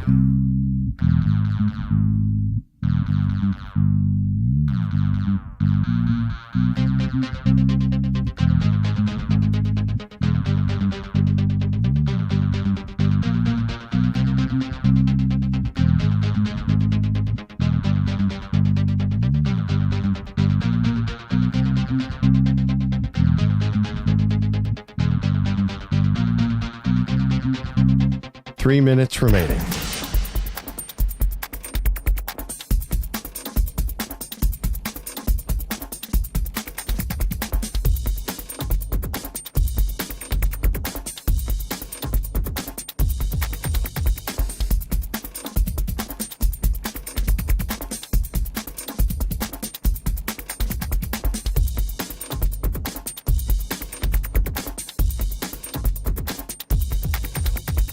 Two minutes, 30 seconds remaining.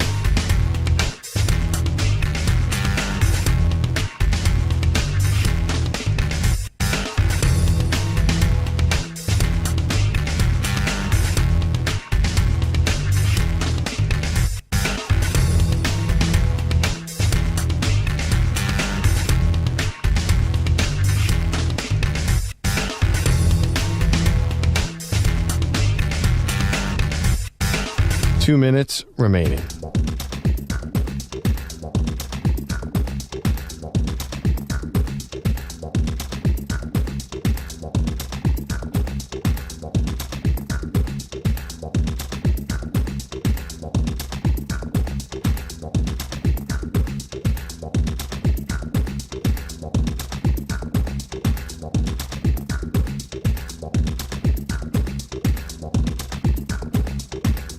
One minute, 30 seconds remaining.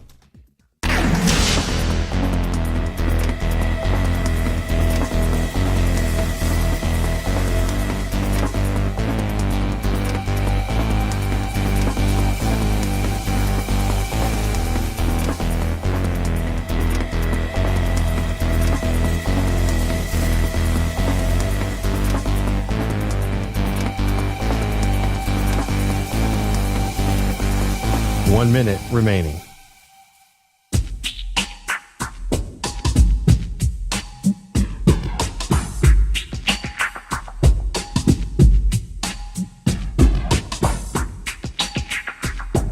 $45 seconds remaining.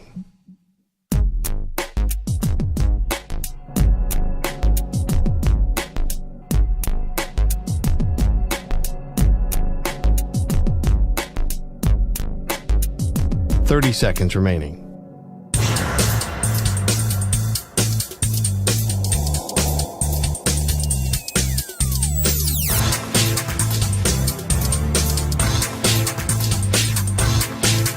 $15 seconds.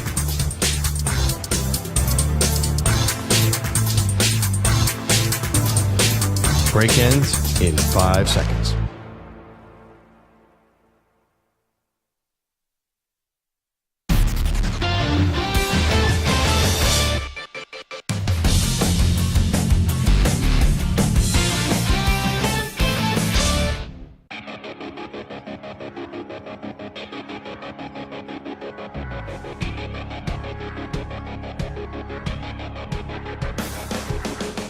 Now back to the Zach Gelb Show. So, another day, another incident with Draymond Green. Surprise, surprise. And here's the disappointing part. I'm not even going to really yell. I'm not going to show my frustration towards Draymond Green because he's in the wrong once again. And he'll take no accountability once again. But the problem is the Golden State Warriors. Because the Golden State Warriors enable Draymond Green because they're afraid of Draymond Green. And last offseason, they had a chance to distance themselves from Draymond Green and say, we appreciate you, we love you, we will honor you one day, thank you for the championships, and your banner and your jersey number will hang on a banner in our rafters forever. The Draymond Green Golden State Warriors relationship should have ended at the end of last season. But it didn't. They're afraid to move on from him. They believe he's so important to this team to try to win another championship, and they elected to reward him, and they elected to bring him back. And then this is like the 4th or 5th incident in the last 16 months that we've now had to deal with Draymond Green. And every time Draymond goes, oh, it's not the way that it looked, or I didn't intentionally do that, and it's a bunch of just bull bleep. Quite frankly, when you have this resume and when you have this history, you don't deserve the benefit of the doubt. Like if last night with Yusuf Nurkic, that was his first incident where he's backing him down, he goes to turn around and then he hits him. All right, maybe you have a case. Maybe. I'd be open to believing that you did nothing wrong. But how many more times do we need to see what Draymond Green does and just say what Draymond Green is? He's someone that if he's on your team, you probably love him. But if he's not on your team, he's a villain and you can't stand him. But even with the way that for years they thought he was needed on that team, it's almost at a point that they're so far in deep with Draymond that they don't know how to get out of it because they fear what's going to happen when they say, we don't want to deal with Draymond Green anymore. But the juice, not the first time he's saying this, the juice isn't worth the squeeze anymore. And this core is a legendary core. Steph Curry, Klay Thompson, and Draymond Green. Klay's not the same player as he once was. Draymond Green's not the same player that he once was. And Steph's there, and he's still elite. He's still great. And I wonder what's going through Steph Curry's mind. Like, I wonder what is honestly going through Steph Curry's mind. Because we'll play you right now, Steph Curry. This is Steph Curry on Draymond punching Nurkic last night, and this is what Steph had to say. The competitive spirit that you have, the physicality that you play with, but you can't give people reasons to lead, reasons to look at you a certain way, and to have to go, judge and jury every single incident that happens. So it's tough because we need him out there, and obviously the ejection changed the momentum or the emotions of the game, but that's going to be his challenge, And we're here to support him, here to have confidence in him to be able to do that. Yeah, because we obviously need him to win. You don't need him to win. And that clip, he didn't say it, but knowing how jovial Steph usually is, even Steph Curry, I think, is tired of having to deal with Draymond Green.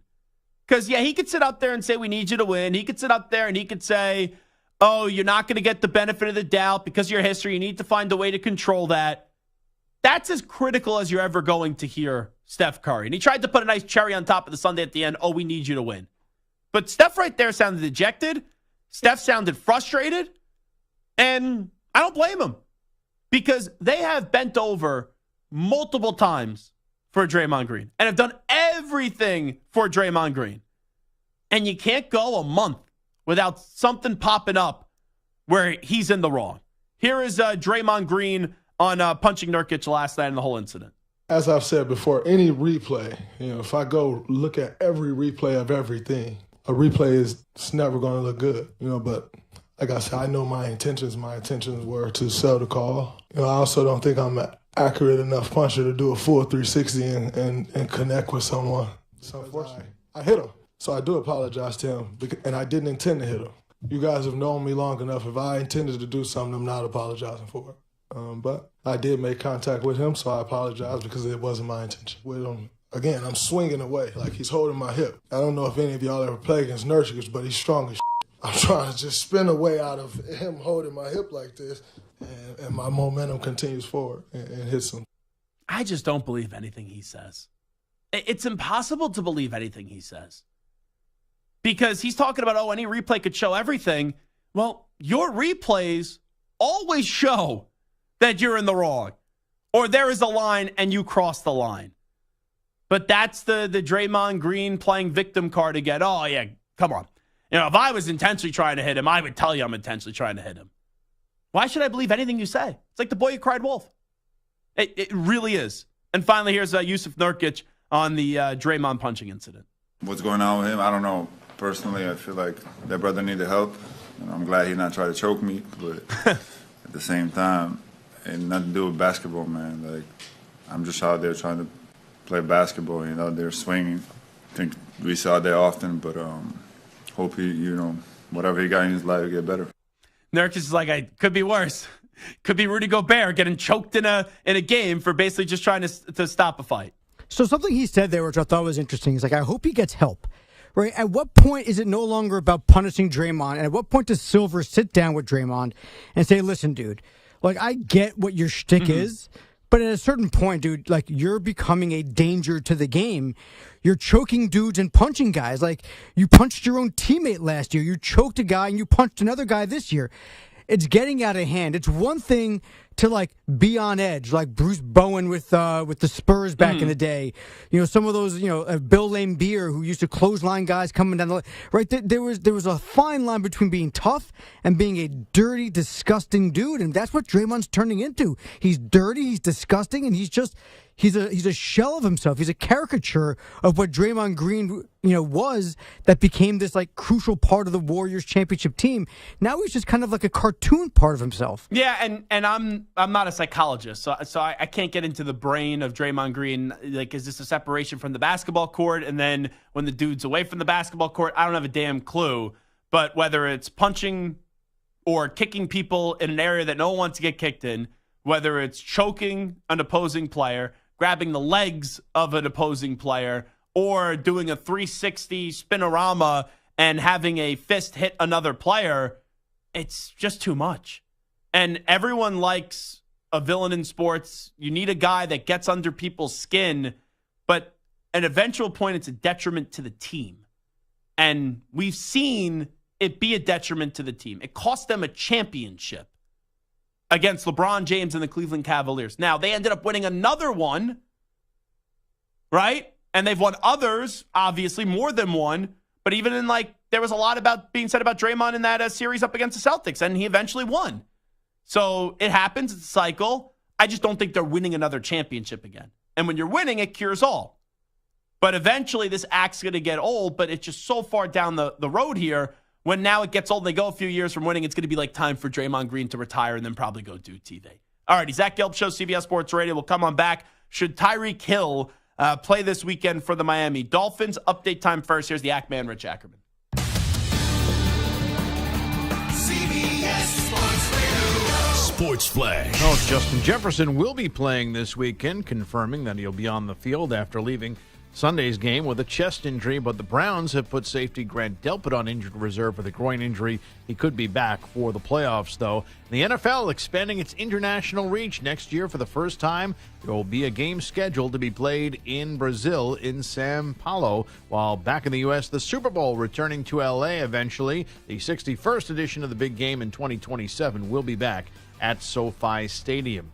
Draymond Green has done it again, now is waiting to hear from the league about a possible suspension following his third ejection for a flagrant foul. It came after he claims he was trying to sell a foul call, but wildly spun and hit Yusuf Nurkic in the head. The New Orleans Pelicans made it to the in-season tournament semifinals, but if the season ended today, they'd have to play their way into the playoffs. It's a deep and competitive Western Conference where they're 10th, but just 3 games out of the second spot. They'll take on the 3-19 Wizards tonight, while the Pistons have dropped 20 in a row. It doesn't get easier when they host the Sixers and the Pacers in Milwaukee.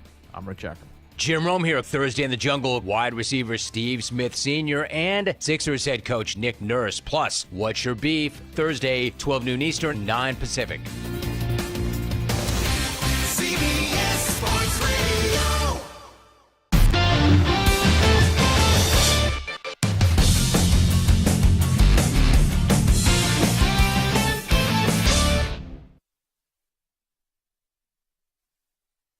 You're in a 5-minute break.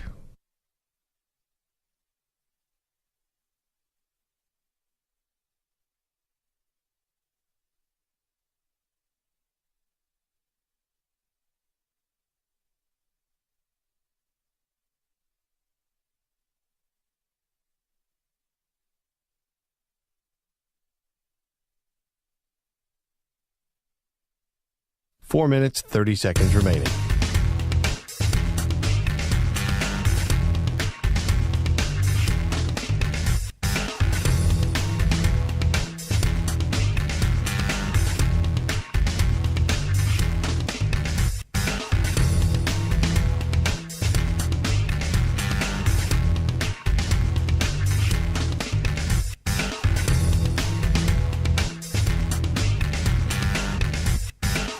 Four minutes remaining.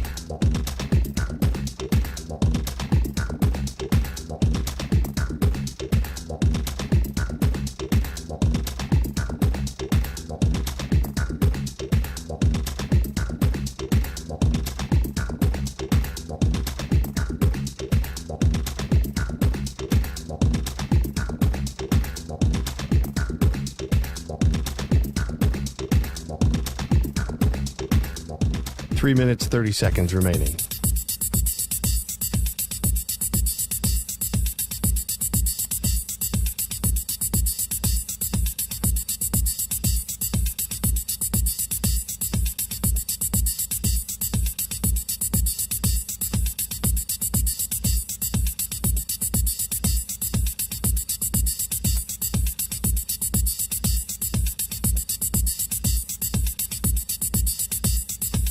Three minutes remaining.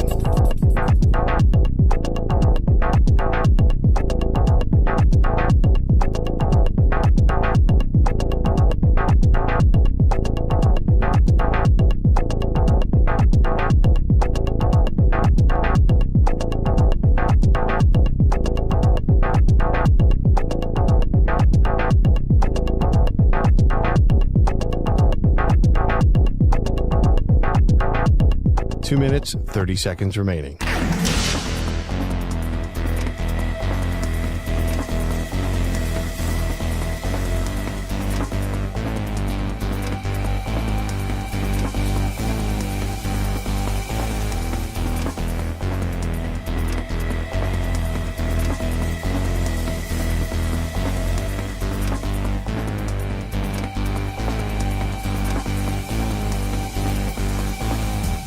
Two minutes remaining.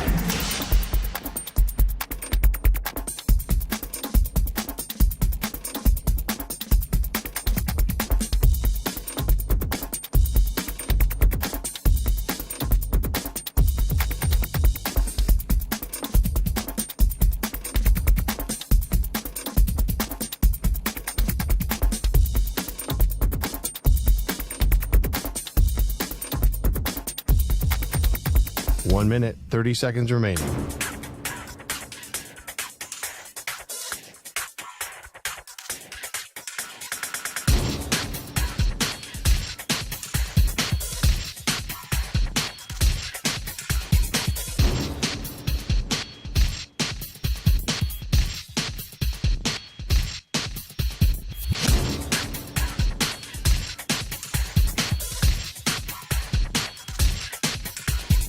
One minute remaining.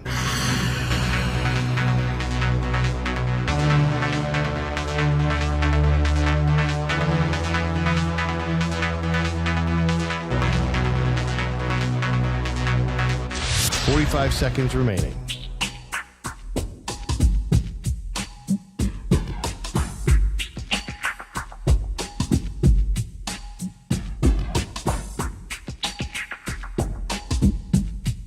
Thirty seconds remaining.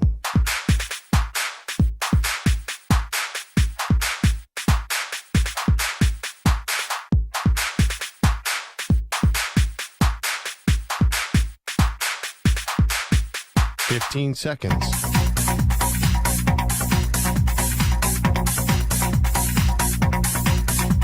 Break ends in 5 seconds.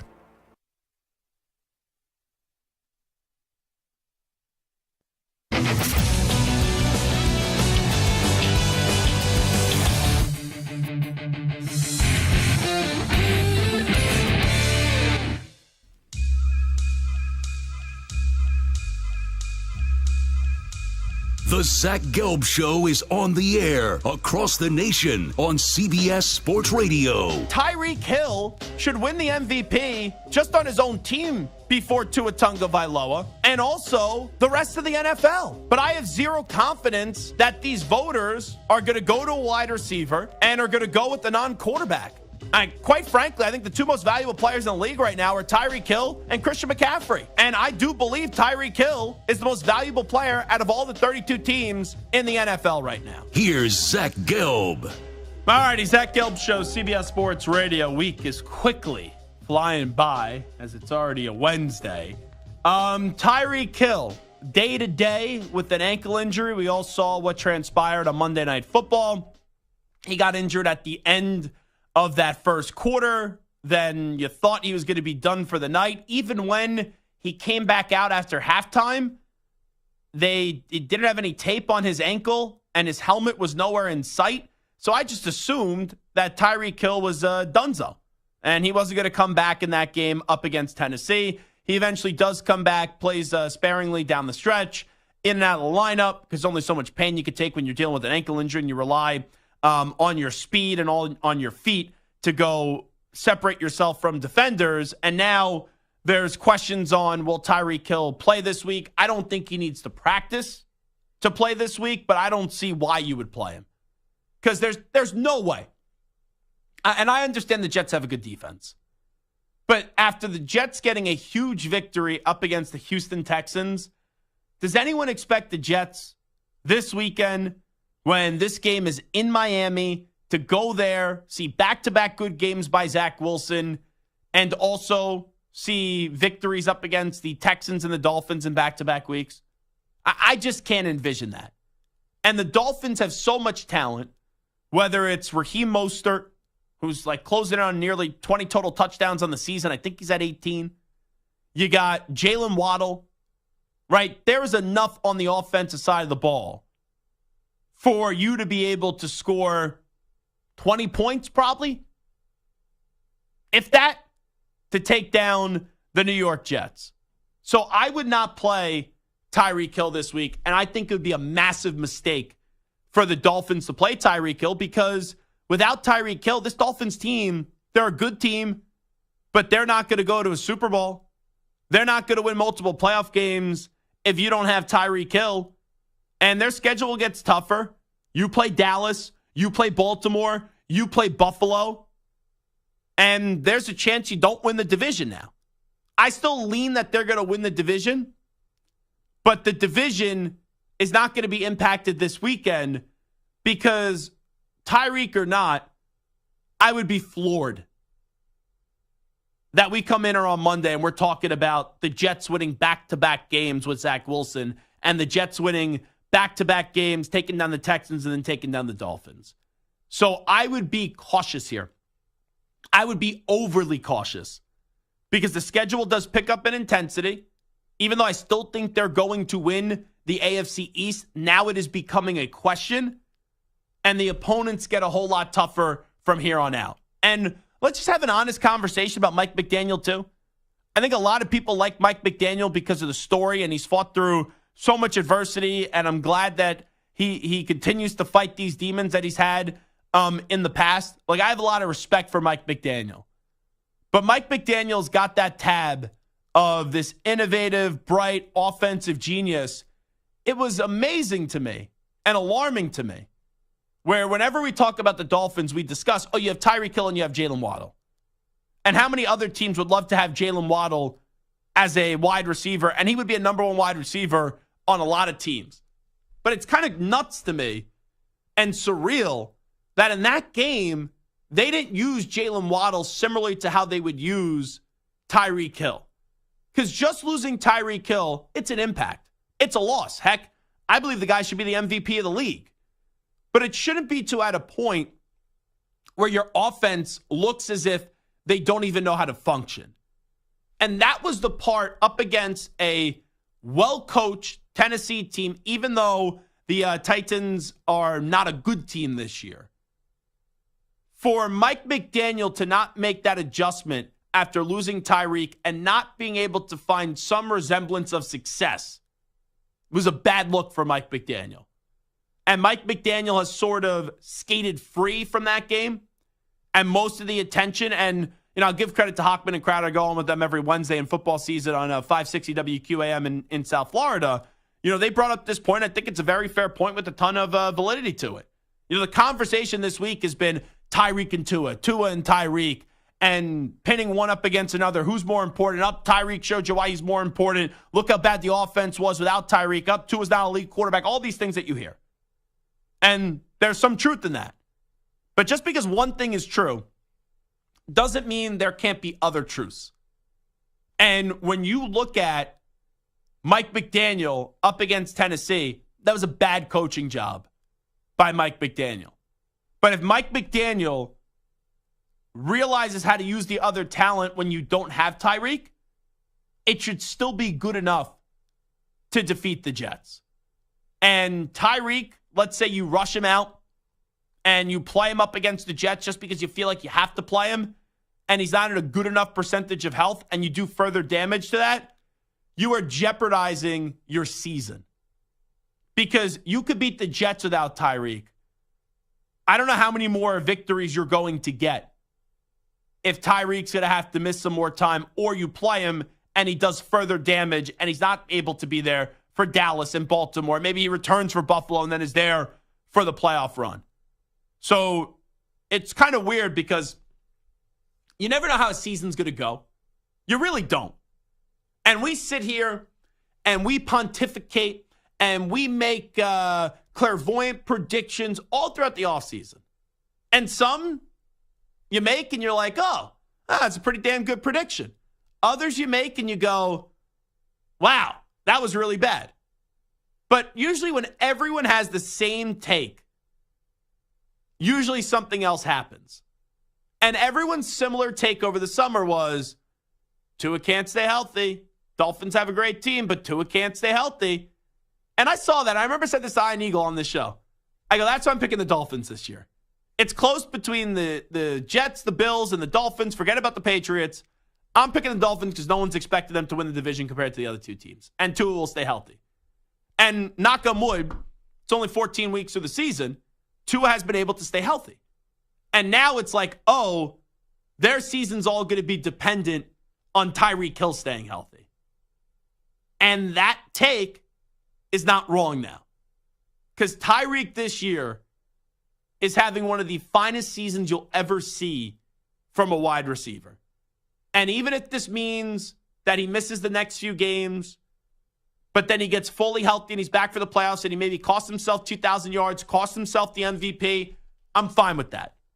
Because the goal for the Dolphins should be taking advantage of an AFC that's not strong this year. Baltimore's the best in the AFC right now. After that, Chiefs are vulnerable. Right? I'm making a case for the Bills to go to the Super Bowl after one win up against Kansas City. The Dolphins have still everything in front of them. The Jalen Phillips loss is enormous on the defensive side of the ball. That is a game changer for them. But on the offensive side of the ball, when you combine all three phases of this team, you know who their best player is. You know who their most feared player is. It's Tyreek Hill. And to risk playing him this weekend against the Jets would make no sense to me. Because he does further damage, and it prohibits him from being at his best in the future for the rest of this season. This team will quickly make the playoffs, and they'll quickly go home as well. Because Tyreek is that part of the team that fears every defensive coordinator and keeps every defensive coordinator up at night a lot when they're preparing for the Dolphins. All righty, Zach Gelb Show, CBS Sports Radio. We will take a timeout. When we come on back, we got a whole lot to get to in the third and final hour of the show. We will squeeze in a news brief sometime in the final 60 minutes. I also want to touch on these two topics that will be on the table for the final 60 minutes. Big Ben commented about the Steelers tradition being over. Let's delve into that, and also a lot of rumors that Robert Kraft and reports from Tom Curran, who's a long-time, well-respected reporter, that Robert Kraft has already made the decision to move on from Bill Belichick after the season. Where should Bill Belichick go? We'll discuss that when we return. This is Zach Gelb Show. But where else? CBS Sports Radio.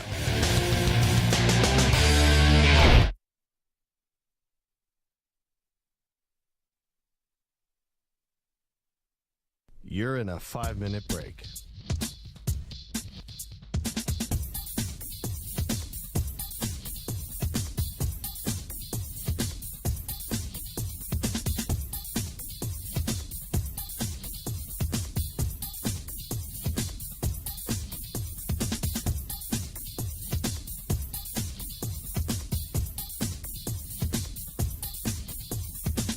Four minutes, 30 seconds remaining.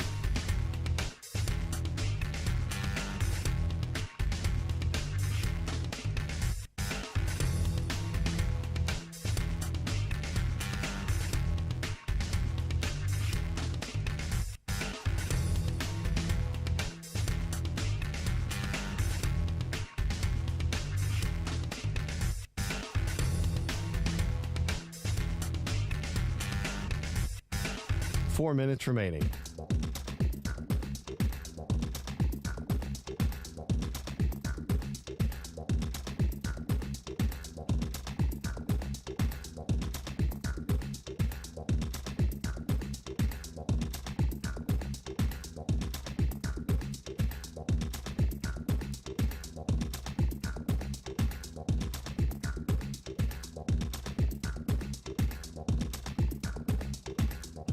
Three minutes, 30 seconds remaining.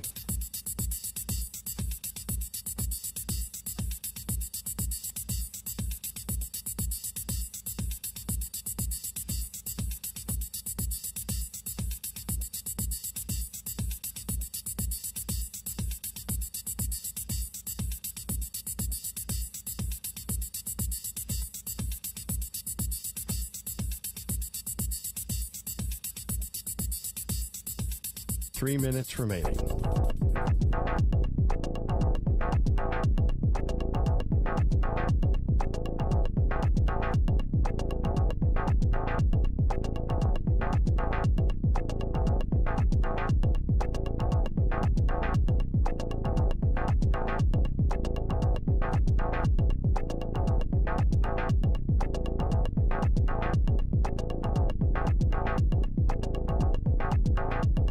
2 minutes, 30 seconds remaining.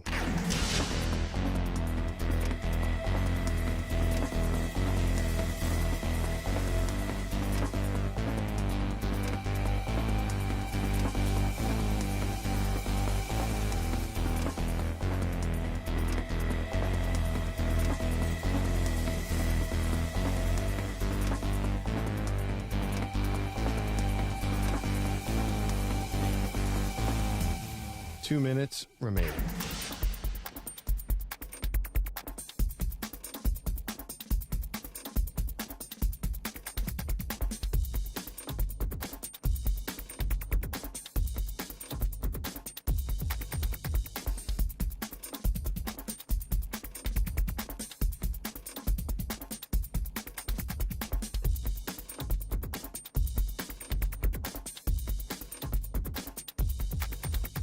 One minute, 30 seconds remaining.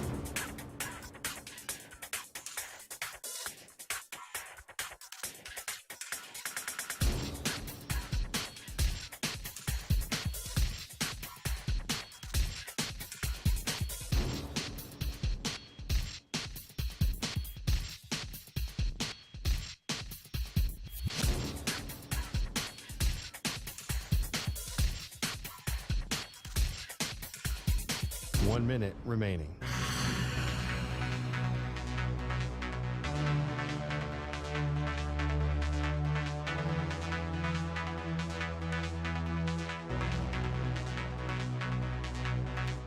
Forty-five seconds remaining.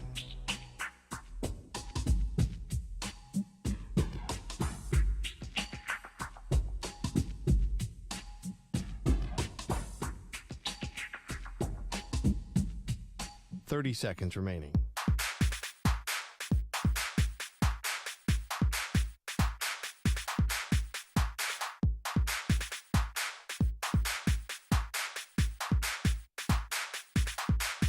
Fifteen seconds.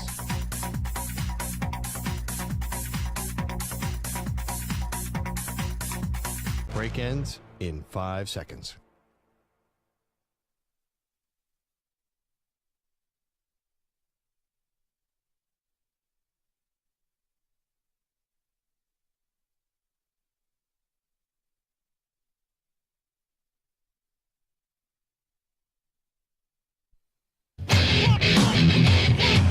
He's live. He's nationwide on CBS Sports Radio. This is the Zach Gelb Show.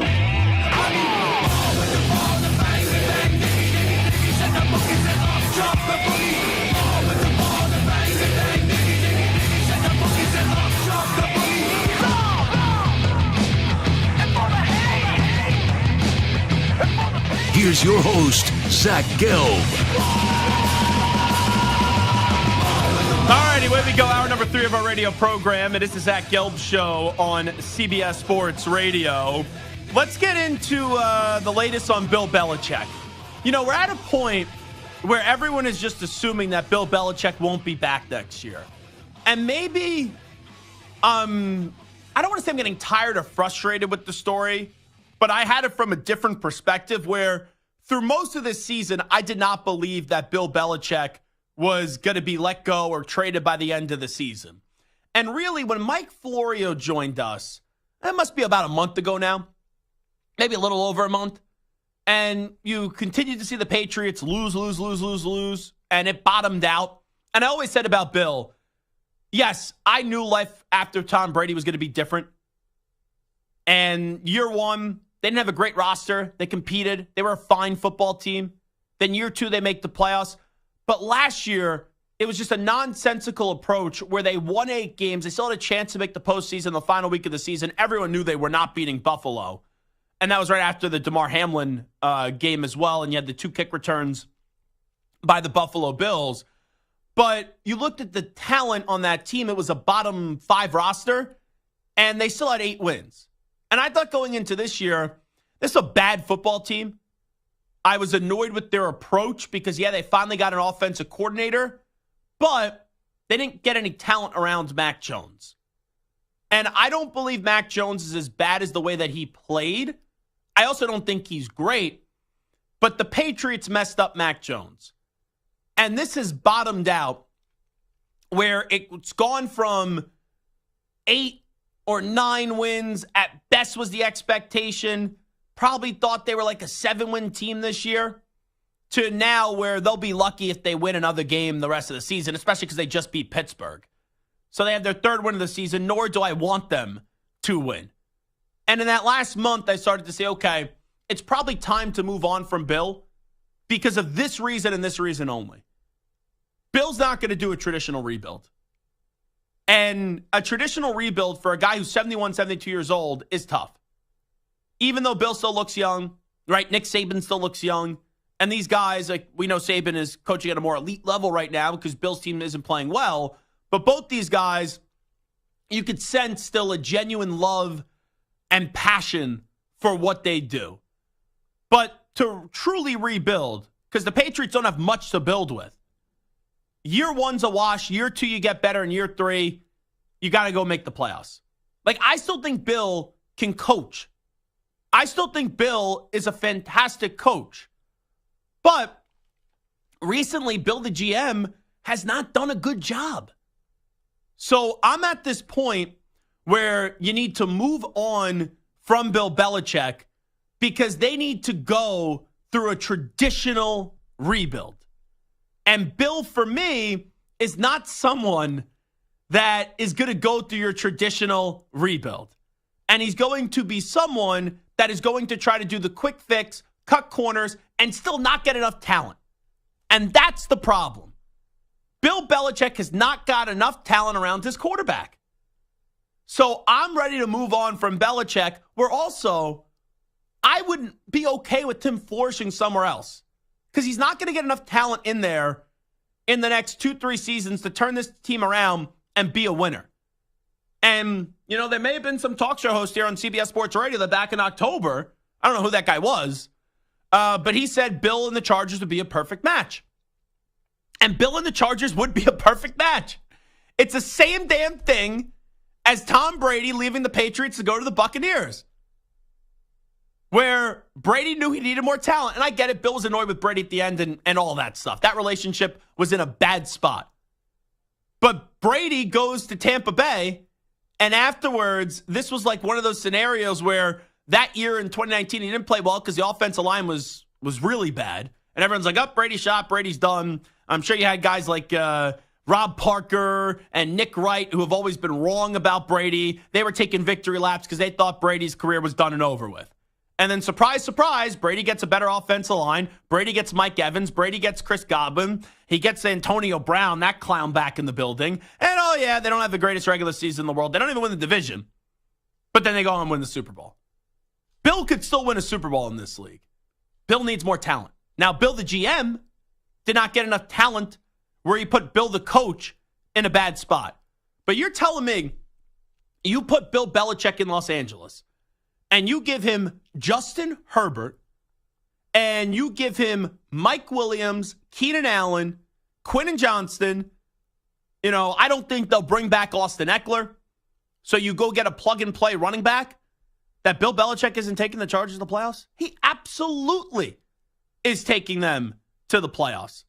Like, Bill Belichick had Mac Jones winning 10 or 11 games and making them a wild card team.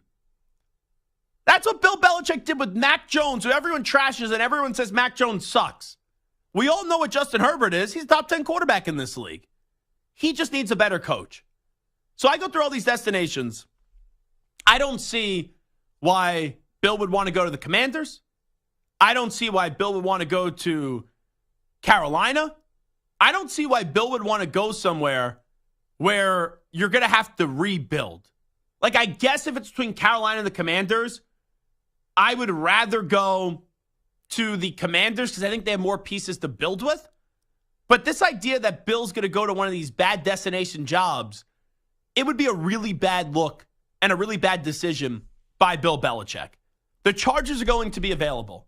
Spanos family, don't be cheap. You need to go get Bill Belichick as your coach. Because you can take a flyer on like a Ben Johnson, and Ben Johnson writes that hot name, that big attractive name, the young up-and-coming offensive coordinator. You could believe in him. But how many times does the young, up-and-coming offensive coordinator don't work out? How many times do we hype up this offensive-minded or defensive-minded coach that's young, and then they get the job, and it fails? And they fail as a head coach. That happens. So I don't believe the Chargers, who already gambled with Staley, are now in another position to gamble again. And, yeah, if they hire Ben Johnson, it wouldn't be a bad hire. But I would put my eggs in the basket of trying to get Belichick there or even Jim Harbaugh, depending on if Jim Harbaugh is going to leave Michigan or not. But now to the topic at hand of Tom Curran's report that Belichick is done after the season, and this is already decided. This is on NBC Sports Boston last night. Here is the longtime Patriot reporter in Tommy Curran. When they came out of Germany, conversations I had that week made it very clear that a decision was made and they were going to play out the string, and at the end of the year there would be a parting of the ways for a variety of reasons. The main one being, don't fire Bill Belichick during the season. It's just not going to happen. Additionally, though, he's an asset. He's under contract for another year. It's only through next year. So that would not be an impediment to them changing course. And it had gone too far. The Germany game, the Commanders game, the Saints game. All huge marquee games, and then there was a Chargers game after that. Just because they won last week in Pittsburgh in prime time, I don't think it quells anything. So Tom's basically saying they already made the decision after the Germany game. They were not happy after the Germany game because that was a big game for the Patriots. We all know the Patriots traditionally, they hate the Colts. Like, I can't stand the Colts as a Patriot fan. They're my least favorite team in the league. And going to Germany, right? Big isolated spot for that team. Patriots are a worldwide brand with what they've done for 20 years. That was what could have been a small victory in what's been a disastrous season. But just because Robert Kraft and Jonathan Kraft weren't happy with that and maybe realized, that could be the end. Like, why would you play Mac and then you pull Mac on the final drive of the game, all that stuff, and you go to Bailey Zappi. That was not a good endorsement for Bill Belichick. But even if they made that decision that day, I don't think they're letting this story get out. I don't. For 20-something years, the Patriots leak nothing. How many times you hear on the radio a Patriot player get interviewed and you're like, they're afraid to say something. The Patriots had drama, but they don't usually let things leak out of that own building. So I don't think Robert Kraft or Jonathan Kraft are leaking out this information. At the end of the year, they'll sit down, they'll talk to Bill, they'll maybe have a idea of where they want to go from there, and it's either going to be you come on back or we're going to trade you. And maybe Bill says, I don't want to get traded, just fire me. That's a possibility as well. But I don't think a decision has been met yet. And for the Patriots, you could ask the question, is it the best course of action to fire or get rid of Bill Belichick? Because you could get rid of him and do a traditional rebuild, or you do have a top 5 pick. Maybe you draft Marvin Harrison Jr. and trade back up in the first round and get Jaden Daniels. And say, okay, Bill could still coach. Maybe you try to, I want to say you should go to him and say, we still want you to coach, but we don't want you to be the GM. But I know Bill Belichick. Bill's going to go tell Robert Kraft to then kick rocks and pound sand. There's no way he'll give up the GM duty tags. Let's go to Bill Belichick. Oh, okay. He was asked today in his press conference. I'm telling you, all year I've been avoiding Bill Belichick clips because I like to predict them on the air. So what was Samter, he was just asked about his future. Is that it with all these reports that are out there today? Have you spoken to Robert Kraft? Do you have any idea about your future? You'll hear. The questions are in the clip. So they play the Chiefs this weekend. That was originally supposed to be a Monday night game. It got flexed out, and they put the Seahawks and the Eagles in there. And now this is a 1:00 game, Patriots and Chiefs.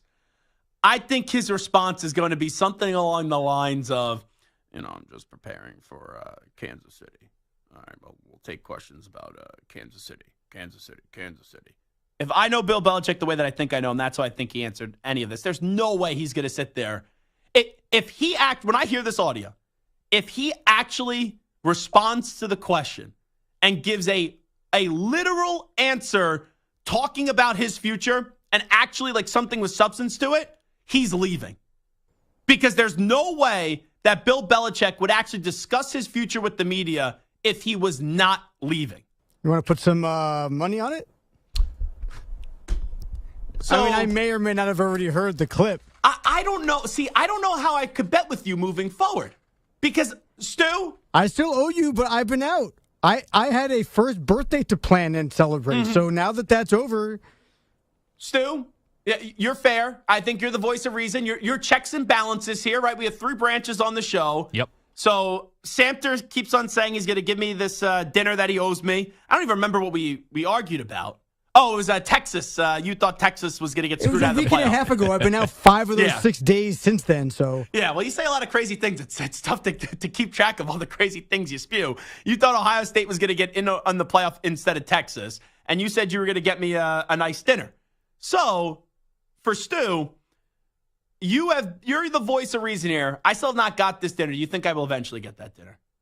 I say it's going to be a while, that's for sure. A while. It's going to be definitely a while. I think you'll eventually get it, but it might be a few months. You should put some interest on this dinner. Like 1 steak turns to 2 steaks, then 2 steaks turns to 3 steaks. If this doesn't come to fruition by a month or something like that. I think it was you who offered Taco Bell or fast food of some sort. So I do not eat Taco Bell. And also, there was some fast food that you involved. I'm going out to dinner with my family after the show. So my mother is sitting right behind you, and my dad, I don't know where the heck he is. He's running around the studio somewhere. My mother, and we got to be careful with sponsorships and everything here. I get that. She's probably going to want to get up and smack you over the head with a wooden spoon after suggesting that I would be eating Taco Bell. Lori Gelb is the farthest thing from a fast food aficionado. You know, it's funny. Mama Gelb just said in my ear while you were talking, she and your dad will take care of my side of the bet. So dinner is on them tonight. They just said, so sweet. It was so kind. I couldn't even believe it when they said it. You son of a bitch. Let's go to Bill Belichick. You know what? I don't want to put you in any further of a hole that you're already in. I don't need you to dig out and have to fight through all that sand. Well, I already and heard make the it cut, so I know how I'm going to bet. So there's no reason for you to bet against me. So what's the bet here? I'm just messing with you. We'll play the cut. Oh, okay. Because I know how he answers this clip. I know Bill Belichick, as if he's my father or something. He's just going to say Kansas City 3,000 times. I was just trying to sow some doubt into your mind. It didn't seem to work. Okay, here we go, Stu. Take it away. Speaking, obviously, for yourself and your understanding, do you have an understanding that Robert will not ask you to be back next year? Yeah, get ready for Kansas City. That's what I'm doing. Bill, while understanding that you're getting ready for Kansas City, have you and Robert discussed your future beyond the season? Get ready for Kansas City. There you go. Come on. That was the obvious thing ever. I've heard too many of his press conferences. I think the Patriots should dress me up as a homeless person, send me out to the podium, and I will, free of charge, do Bill Belichick's press conferences for the rest of the season. Here is Gerard Mayo on the expectation he'd take over for Bill Belichick if they moved on from Bill after this season. Chris, you've been here long enough. I bet you can say the answer that I'm about to give you. We're 100% focused on the Chiefs. And, I only try to control the controllables, and that's out of my control. Hopefully, as you guys all know, one day I want to be a head coach. Where that is, I don't know. But at the same time, that would be great if I could stay here and continue to progress throughout my career. But we'll see. Yeah, it'd be great if Bill gets fired. Because he probably would get the job. For years, it was Josh McDaniels was going to be the next guy up. But, Stu, you have any nice things to say? Any ringing endorsements about Josh McDaniels? I do not. Yeah, I don't blame you on that one. So I do believe, I lean more Bill is done at the end of the season. I would say it's probably 70% he is not back. I still think there's a 30% because of who he is and what he's done that he is back. But I think it's best for both parties to split, get this divorce, end it amicably, and then have Bill get traded to the Chargers and have him work out a new contract there. Where should Bill Belichick be coaching next year? 855-212-4CBS, 855-212-4227. When we come on back, we got to play you some audio from Big Ben Roethlisberger. And he's talking about the Steelers' tradition. You don't want to miss it. We're coming on back in 5 minutes. You're in a 5-minute break.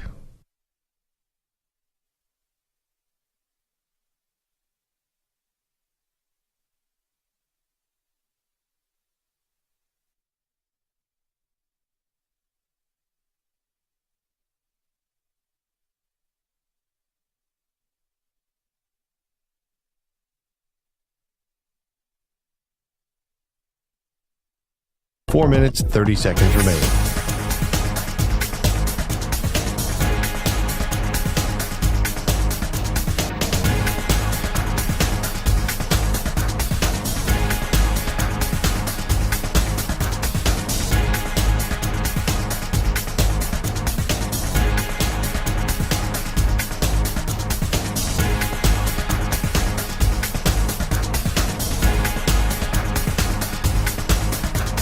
Four minutes remaining.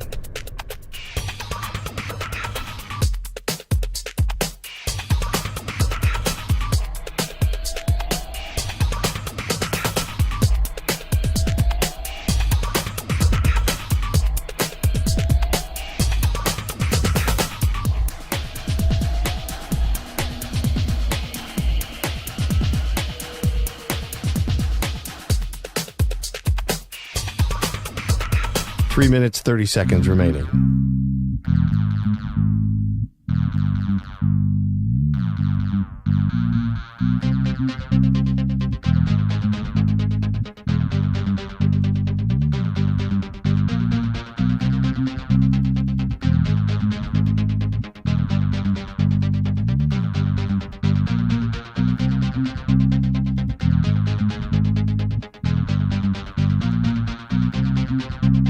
Three minutes remaining.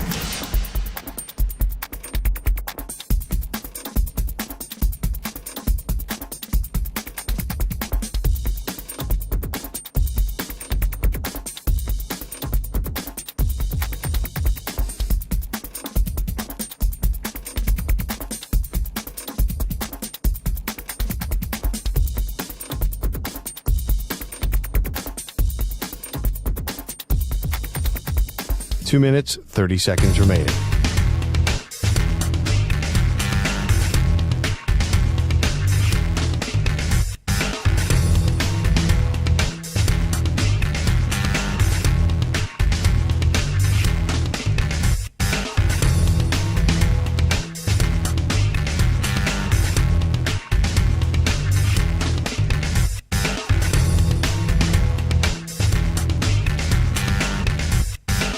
Two minutes remaining.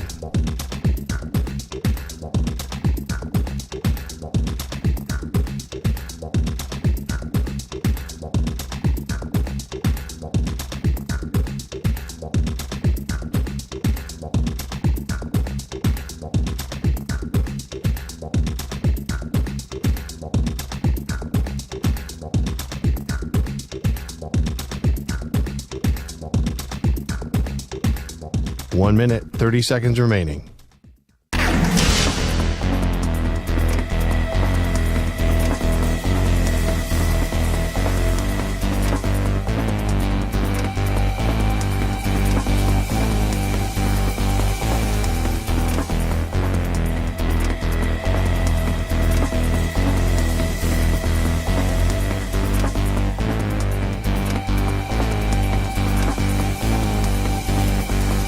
One minute remaining.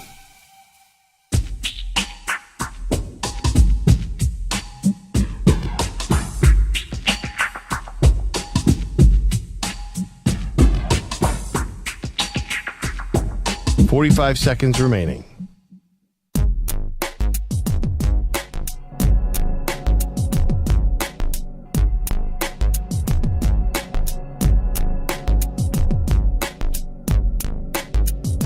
.30 seconds remaining.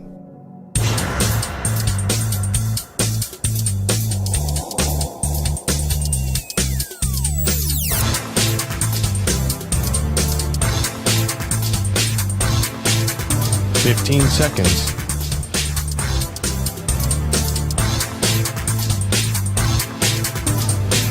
Break ends in 5 seconds.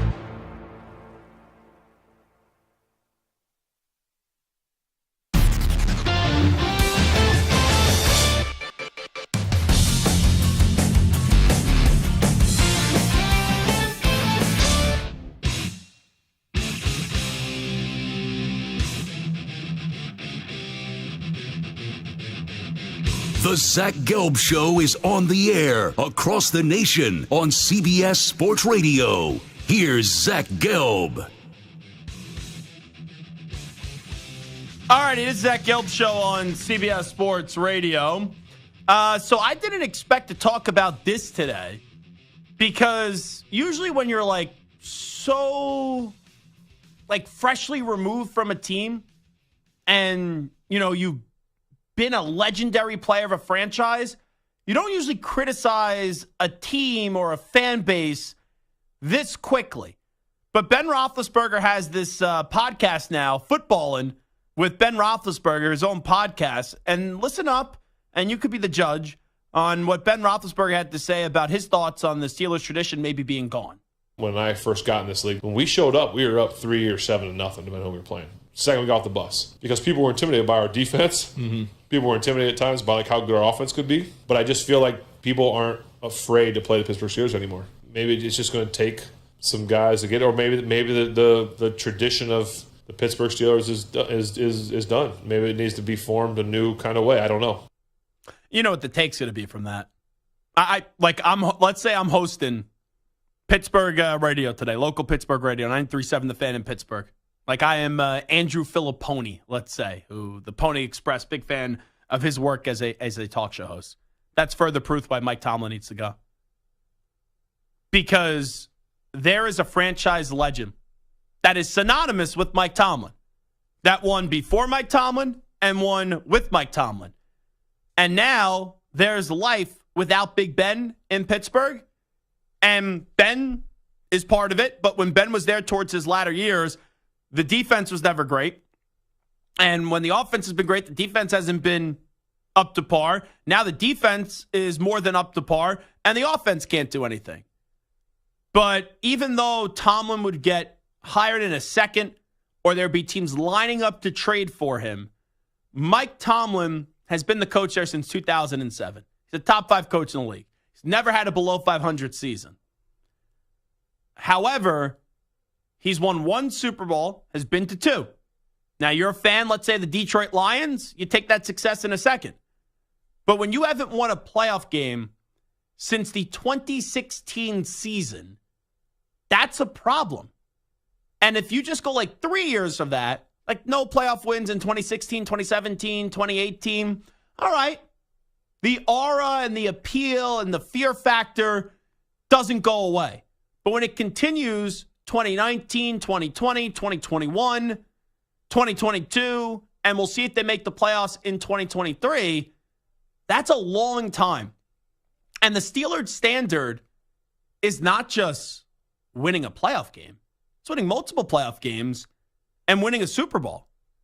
So we've already heard the calls from the Pittsburgh fans. Get rid of Mike Tomlin. It's time to move on from Mike Tomlin. But when Big Ben, he didn't say it. He did not say fire Mike Tomlin. He did not say trade Mike Tomlin. But when Big Ben says maybe people aren't intimidated of the Steelers anymore and the fear factor's gone, and we would get off the bus and we would be up 7-0 already just based off who you are, well, who's still there? Big Ben's gone. Mike Tomlin's still there. So I'll ask you this question, Samter. Is that Big Ben's way of saying maybe we need to rethink the coach instead of saying, hey, Mike Tomlin needs to go, because I don't think he's going to come out. He has too much respect for Mike Tomlin and say maybe it's time for a change? It's possible. I think it's more Ben saying that the Steelers need to find a new identity. That the Steelers are clinging too hard to the 70s steel curtain, that fearsome, black and yellow. They need to find a new identity because the identity of being that is not there anymore, and it's not going to be there anymore. So maybe he's saying it's on Tomlin to bring it back to that old tradition, or maybe he's saying, let's find a new tradition. And I don't know which one he's going for right there, but it does seem a little bit odd to me. It seems like Roethlisberger's a Tomlin guy, right? Yeah. I don't think he's taking a shot at Tomlin. But I could be wrong. To be fair, I did not listen to the entire podcast, so I don't know the truth to this. I don't know if that came up. I'm going to go out on a limb here, and I'm pretty good at reading people. If they ask Big Ben, if I'm doing that podcast and I hear that quote, I would then follow up and say to Big Ben, when you say things need to change, you say people don't fear the Steelers anymore. Does your former coach need to be let go? Is it just time, not because he's a bad coach, but it's just time for a new voice, and you need new energy, and you need something different to get that team back to where it was? And assuming that question was asked to Ben, or if it wasn't, I think the answer would be, no, I'm not saying that. He would say Coach T, Mike T, is still the guy to lead this team moving forward, but the players got to be better. Now, let's assume that he's not taking a shot at Mike T, that he's just talking about the tradition of the Steelers. Do you think it is, I don't want to say irresponsible, but wrong of a team to lean on what got them successful 40, 50 years ago and try to emulate that in today's NFL? Or do you think that the Steelers need to find that same old identity because that's what made them successful? Do you think it's a mistake to try to go back to that 70s style? I don't think they're trying to be the 70s Steelers or I Well, don't. that's what Big Ben's saying, that tradition of being feared, that tough defense, the steel curtain. That's kind of what we have with Troy Polamalu and the big linebackers. I forget James Harrison, but even before James Harrison, Greg Hardy maybe, just those monsters, those beasts who just beat people up and that you were afraid of everywhere. Is he saying that that's what they need to do again? No, I don't think that it is. I think this has been basically saying the Steelers are just a mediocre team now, or even like an above average team. That's what I think he's saying, where they could go win all these games. They've never been below 500, but no one actually looks at them as a force. And I don't think this is by design to be known by your defense and have this kick-ass defense, but the offensive player selection hasn't been right. Kenny Pickett hasn't been good. They kept Matt Canada around way too long. Najee Harris is the most criticized running back in his first 2 seasons in the league, has had 2 1,000-yard seasons. George Pickens, he cares more about his individual stat line than the betterment of the team. That offense just hasn't been able to get going. I don't think it's by design, but I really do believe, when I hear that and I just listen to what Ben say there, who else do you blame? Because if you just say it's the players, okay, players got to be better. That's fair. But I think it starts with the coach and Mike Tomlin. Because he's the first person now in life after Big Ben that you think about with the Steelers. And I know a lot of times I would push back on Steelers fans, and I would say, come on, guys, you get rid of him. Who you bringing in that's better, right? Even Brian McFadden said this on the show last week. The guy won 2 Super Bowls with the Steelers. But if that's the only reason, who would you get that's better? Is that a good enough reason? And Tom will land on his feet in a second. Right? David Tepper, Josh Harris, any of these owners would be salivating at the opportunity to trade for Mike Tomlin. But in Pittsburgh, I just wonder if it's run its course. I do.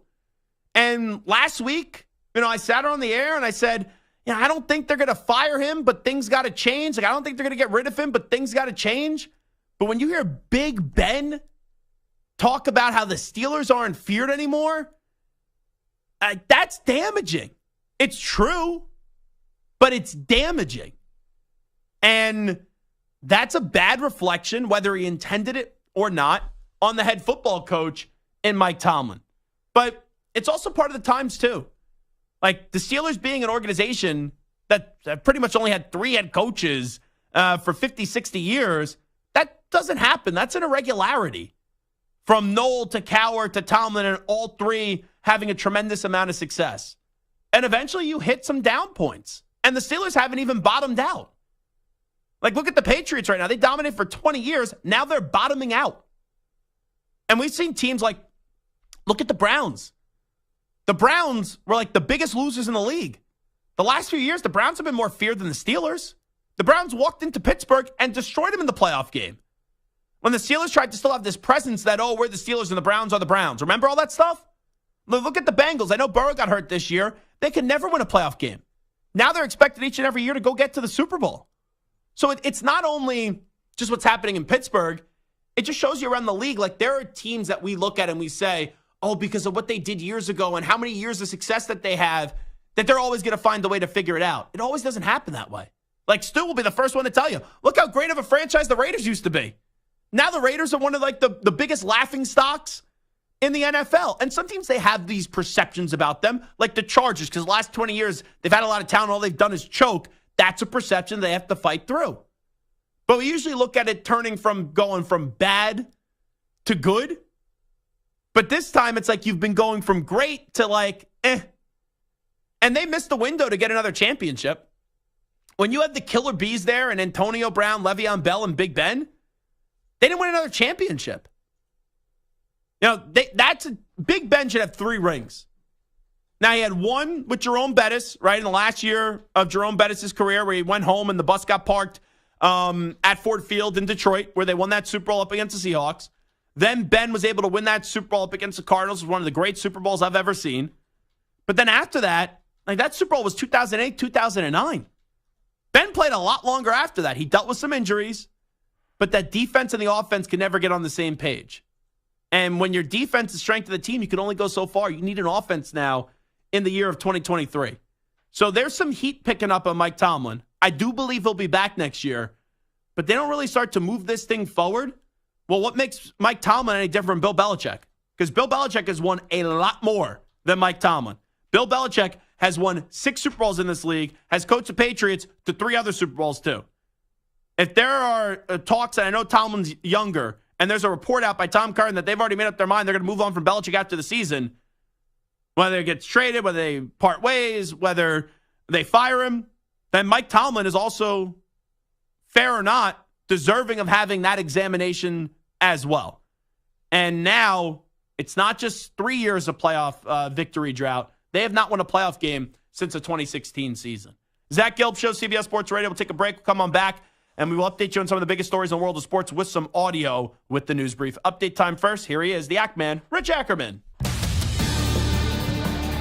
CBS Sports Radio. Sports Flash. Oh, the NFL has been a global hit and will play as many as 8 games abroad in 2025. Next year, in the international schedule, included will be a game in Brazil for the first time in Sao Paulo. The Super Bowl 60s will start in California with number 60 at Levi's Stadium, and then the following year, the big game returns to SoFi Stadium in L.A. Justin Jefferson confirmed he'll play Saturday against the Bengals. The Chargers are not only without Justin Herbert, but also won't have Keenan Allen tomorrow night. He's been ruled out because of a heel injury. Browns safety Grant Delpit goes on injured reserve with a groin injury days after signing a 3-year extension. And Bears pass rusher Yannick Ngakoue is done for the year with a broken ankle. No word on any disciplinary action for Draymond Green, who was ejected for a 3rd time this year because of a flagrant foul last night, hitting Yusuf Nurkic while, as he claims, trying to sell a foul call. Nets and Suns tip off in Phoenix in a reunion game. Mikal Bridges and Cam Johnson are back at Footprint Center for the first time since being dealt. The other part of that trade, though, Kevin Durant is questionable after sitting out last night with a sore ankle. And the St. Louis Blues have fired Craig Berube. Drew Bannister takes over in the interim. I'm Rich Ackerman. Hey, it's Amy Lawrence. Be sure to listen to CBS Sports Radio at home. Just ask Alexa to play CBS Sports Radio. CBS Sports Radio.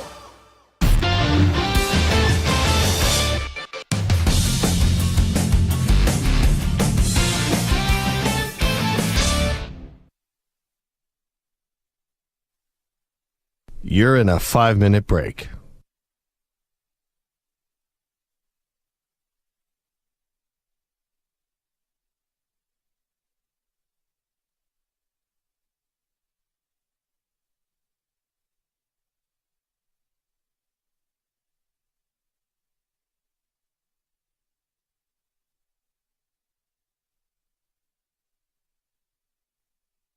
Four minutes, 30 seconds remaining.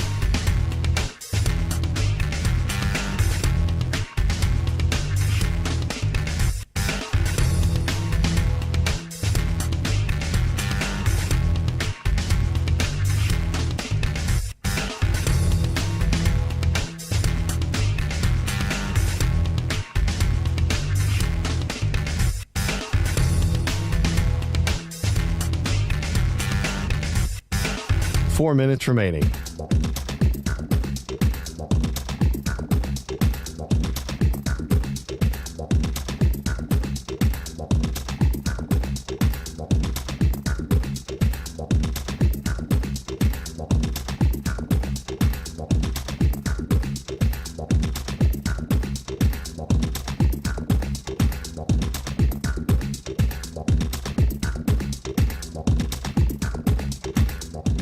3 minutes, 30 seconds remaining.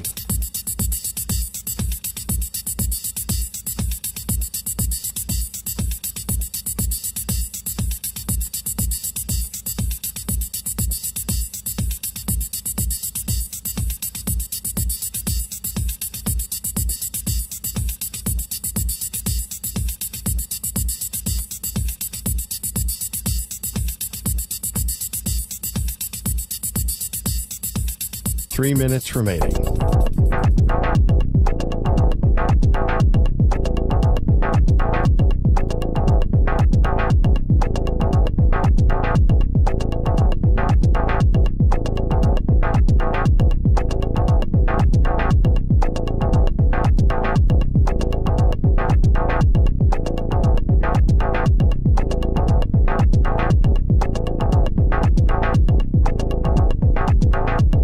Two minutes, 30 seconds remaining.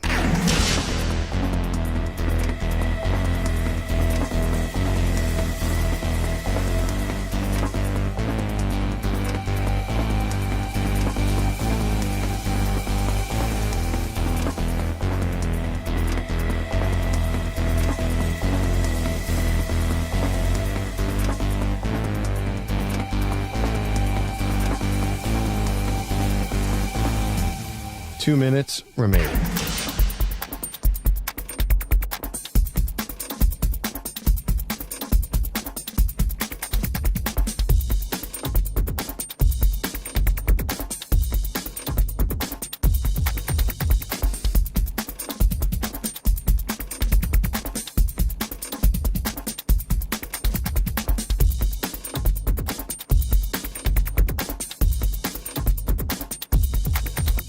One minute, 30 seconds remaining.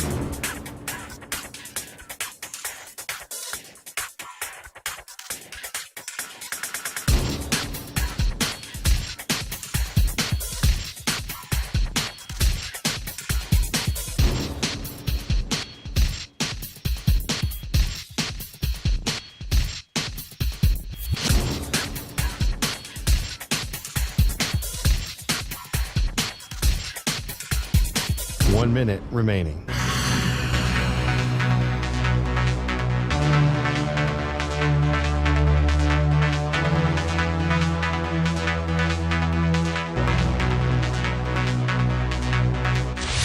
Five seconds remaining.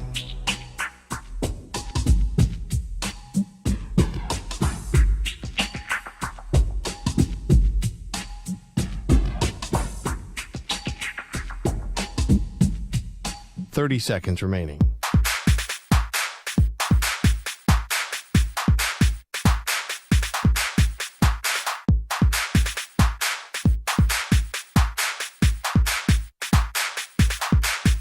Fifteen seconds.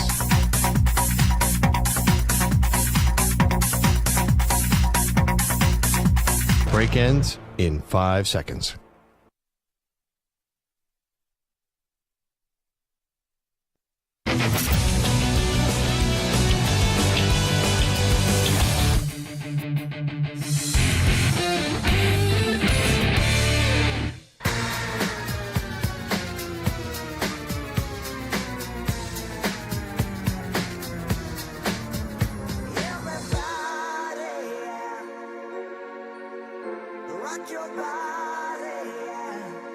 Hey, this is Howie. And this is Nick from the Backstreet Boys. And you're listening to the Zach Gelb Show on CBS Sports Radio. And guess what?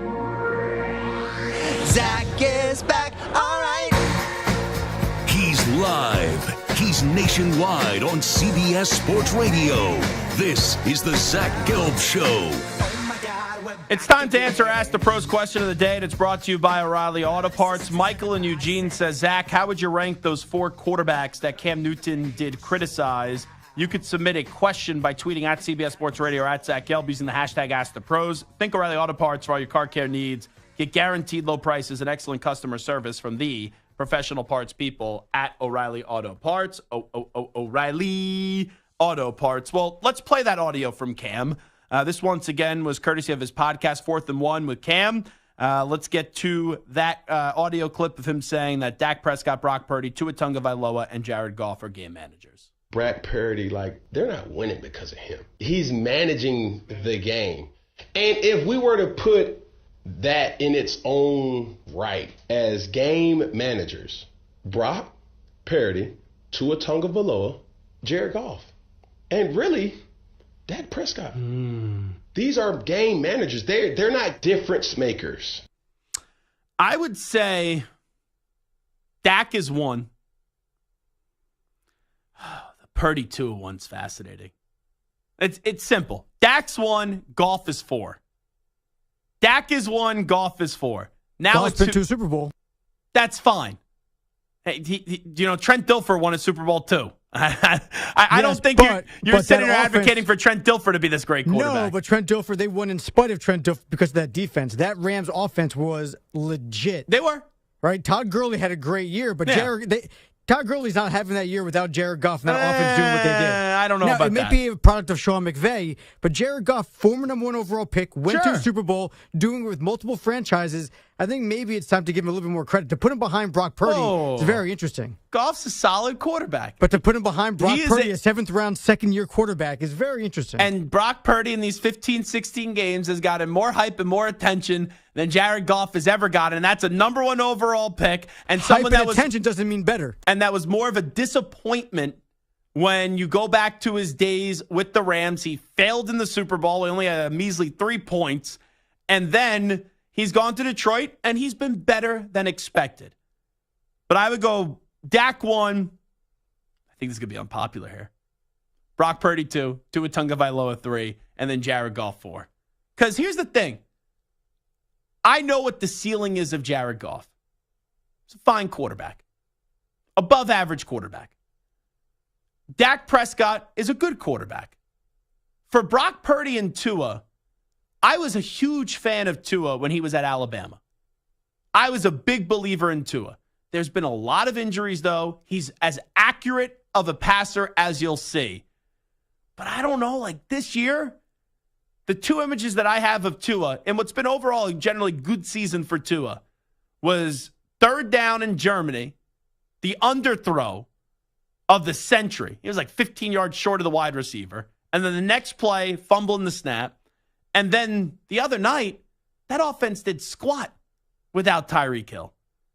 And I look at Brock. Yeah, Brock's in an incredible situation.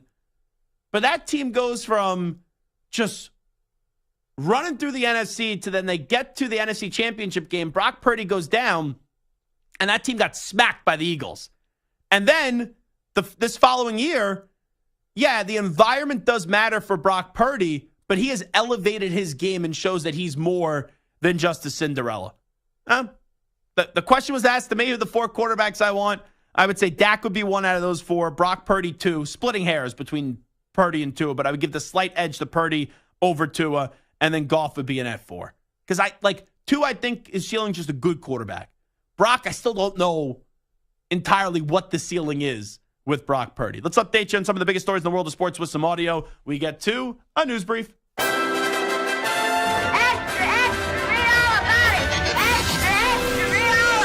Time for your daily news brief. We get you caught up on the rumors, reports, and reconnaissance from the day in sports. So everyone's talking about Tommy DeVito, which is like my favorite story of the NFL season, when you have a dad and a mom serving up 300 chicken cutlets before the game. His cousin, I found out today, is not the Danny DeVito, but the cousin's name is Danny DeVito, and he was serving up sausage and peppers and the chicken cutlets in the parking lot before the game. Then you have the game happen, the agent's on the field, who the agent looks like he's Silvio Dante in The Sopranos. And the next thing you know, this family's hugging and kissing in the stands as Tommy DeVito delivers a big victory for the New York Giants. Here is Brian Daboll, who was fat-shamed yesterday, and I did not like that.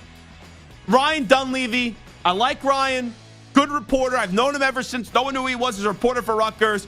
Ryan Dunleavy, fat-shaming Brian Daboll was very, very low class by Ryan Dunleavy. Oh, you ever have the famous Tommy DeVito chicken cutlets, Mama DeVito's cutlets? No. All right, what do you mean you haven't had them? Oh, I'm going to diet, Ryan. Oh, how about all those chocolate chip cookies that you eat? Is that part of the diet? That was a bad job by Ryan Dunleavy. So let's see the latest Brian Daboll press conference. He was asked today about parallels with Tommy DeVito and Tommy Brady. Brian, I know this is probably gonna make you cringe a little bit, and I want to say that I'm not comparing Tommy to the greatest quarterback of all time, but you were on the staff in New England when the 199th pick came out of nowhere and took over the team. Go ahead. Yeah, I mean, we're 4 games in. I know. I do appreciate the question. No, you don't. Good job by Brian Daboll. I would not tolerate, after the way Ryan Dunleavy treated me the other day, I would not tolerate this New York media anymore. I wouldn't. Now, for the record, I don't think this guy's saying that Tommy DeVito is Tom Brady. Do you see any similarities? Are you seeing any parallels between a 6th-round quarterback coming in and taking over and this other quarterback?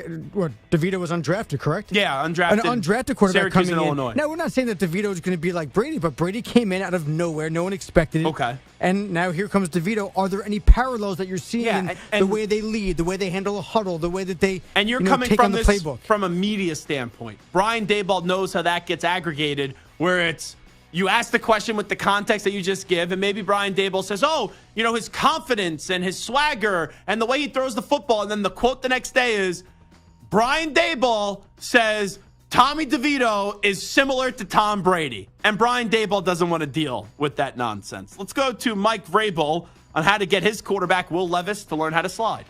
I don't know. I think we're still trying to work on that. We showed him examples of quarterbacks sliding and using the rules to their advantage. I guess we'll have to show them examples of quarterbacks not sliding and getting the knocked out. So we're going to try the other way this week. You know what Vrabel's going to do? Because he's a psycho. And that's a compliment when I call him a psycho. He is going to go out on the field in pads, and he is going to run full speed at his quarterback in Will Levis, and he's going to hit him. And he's going to say, you should have learned how to slide. That is something I could see Mike Vrabel doing because the man is, in a sports way, is just sick.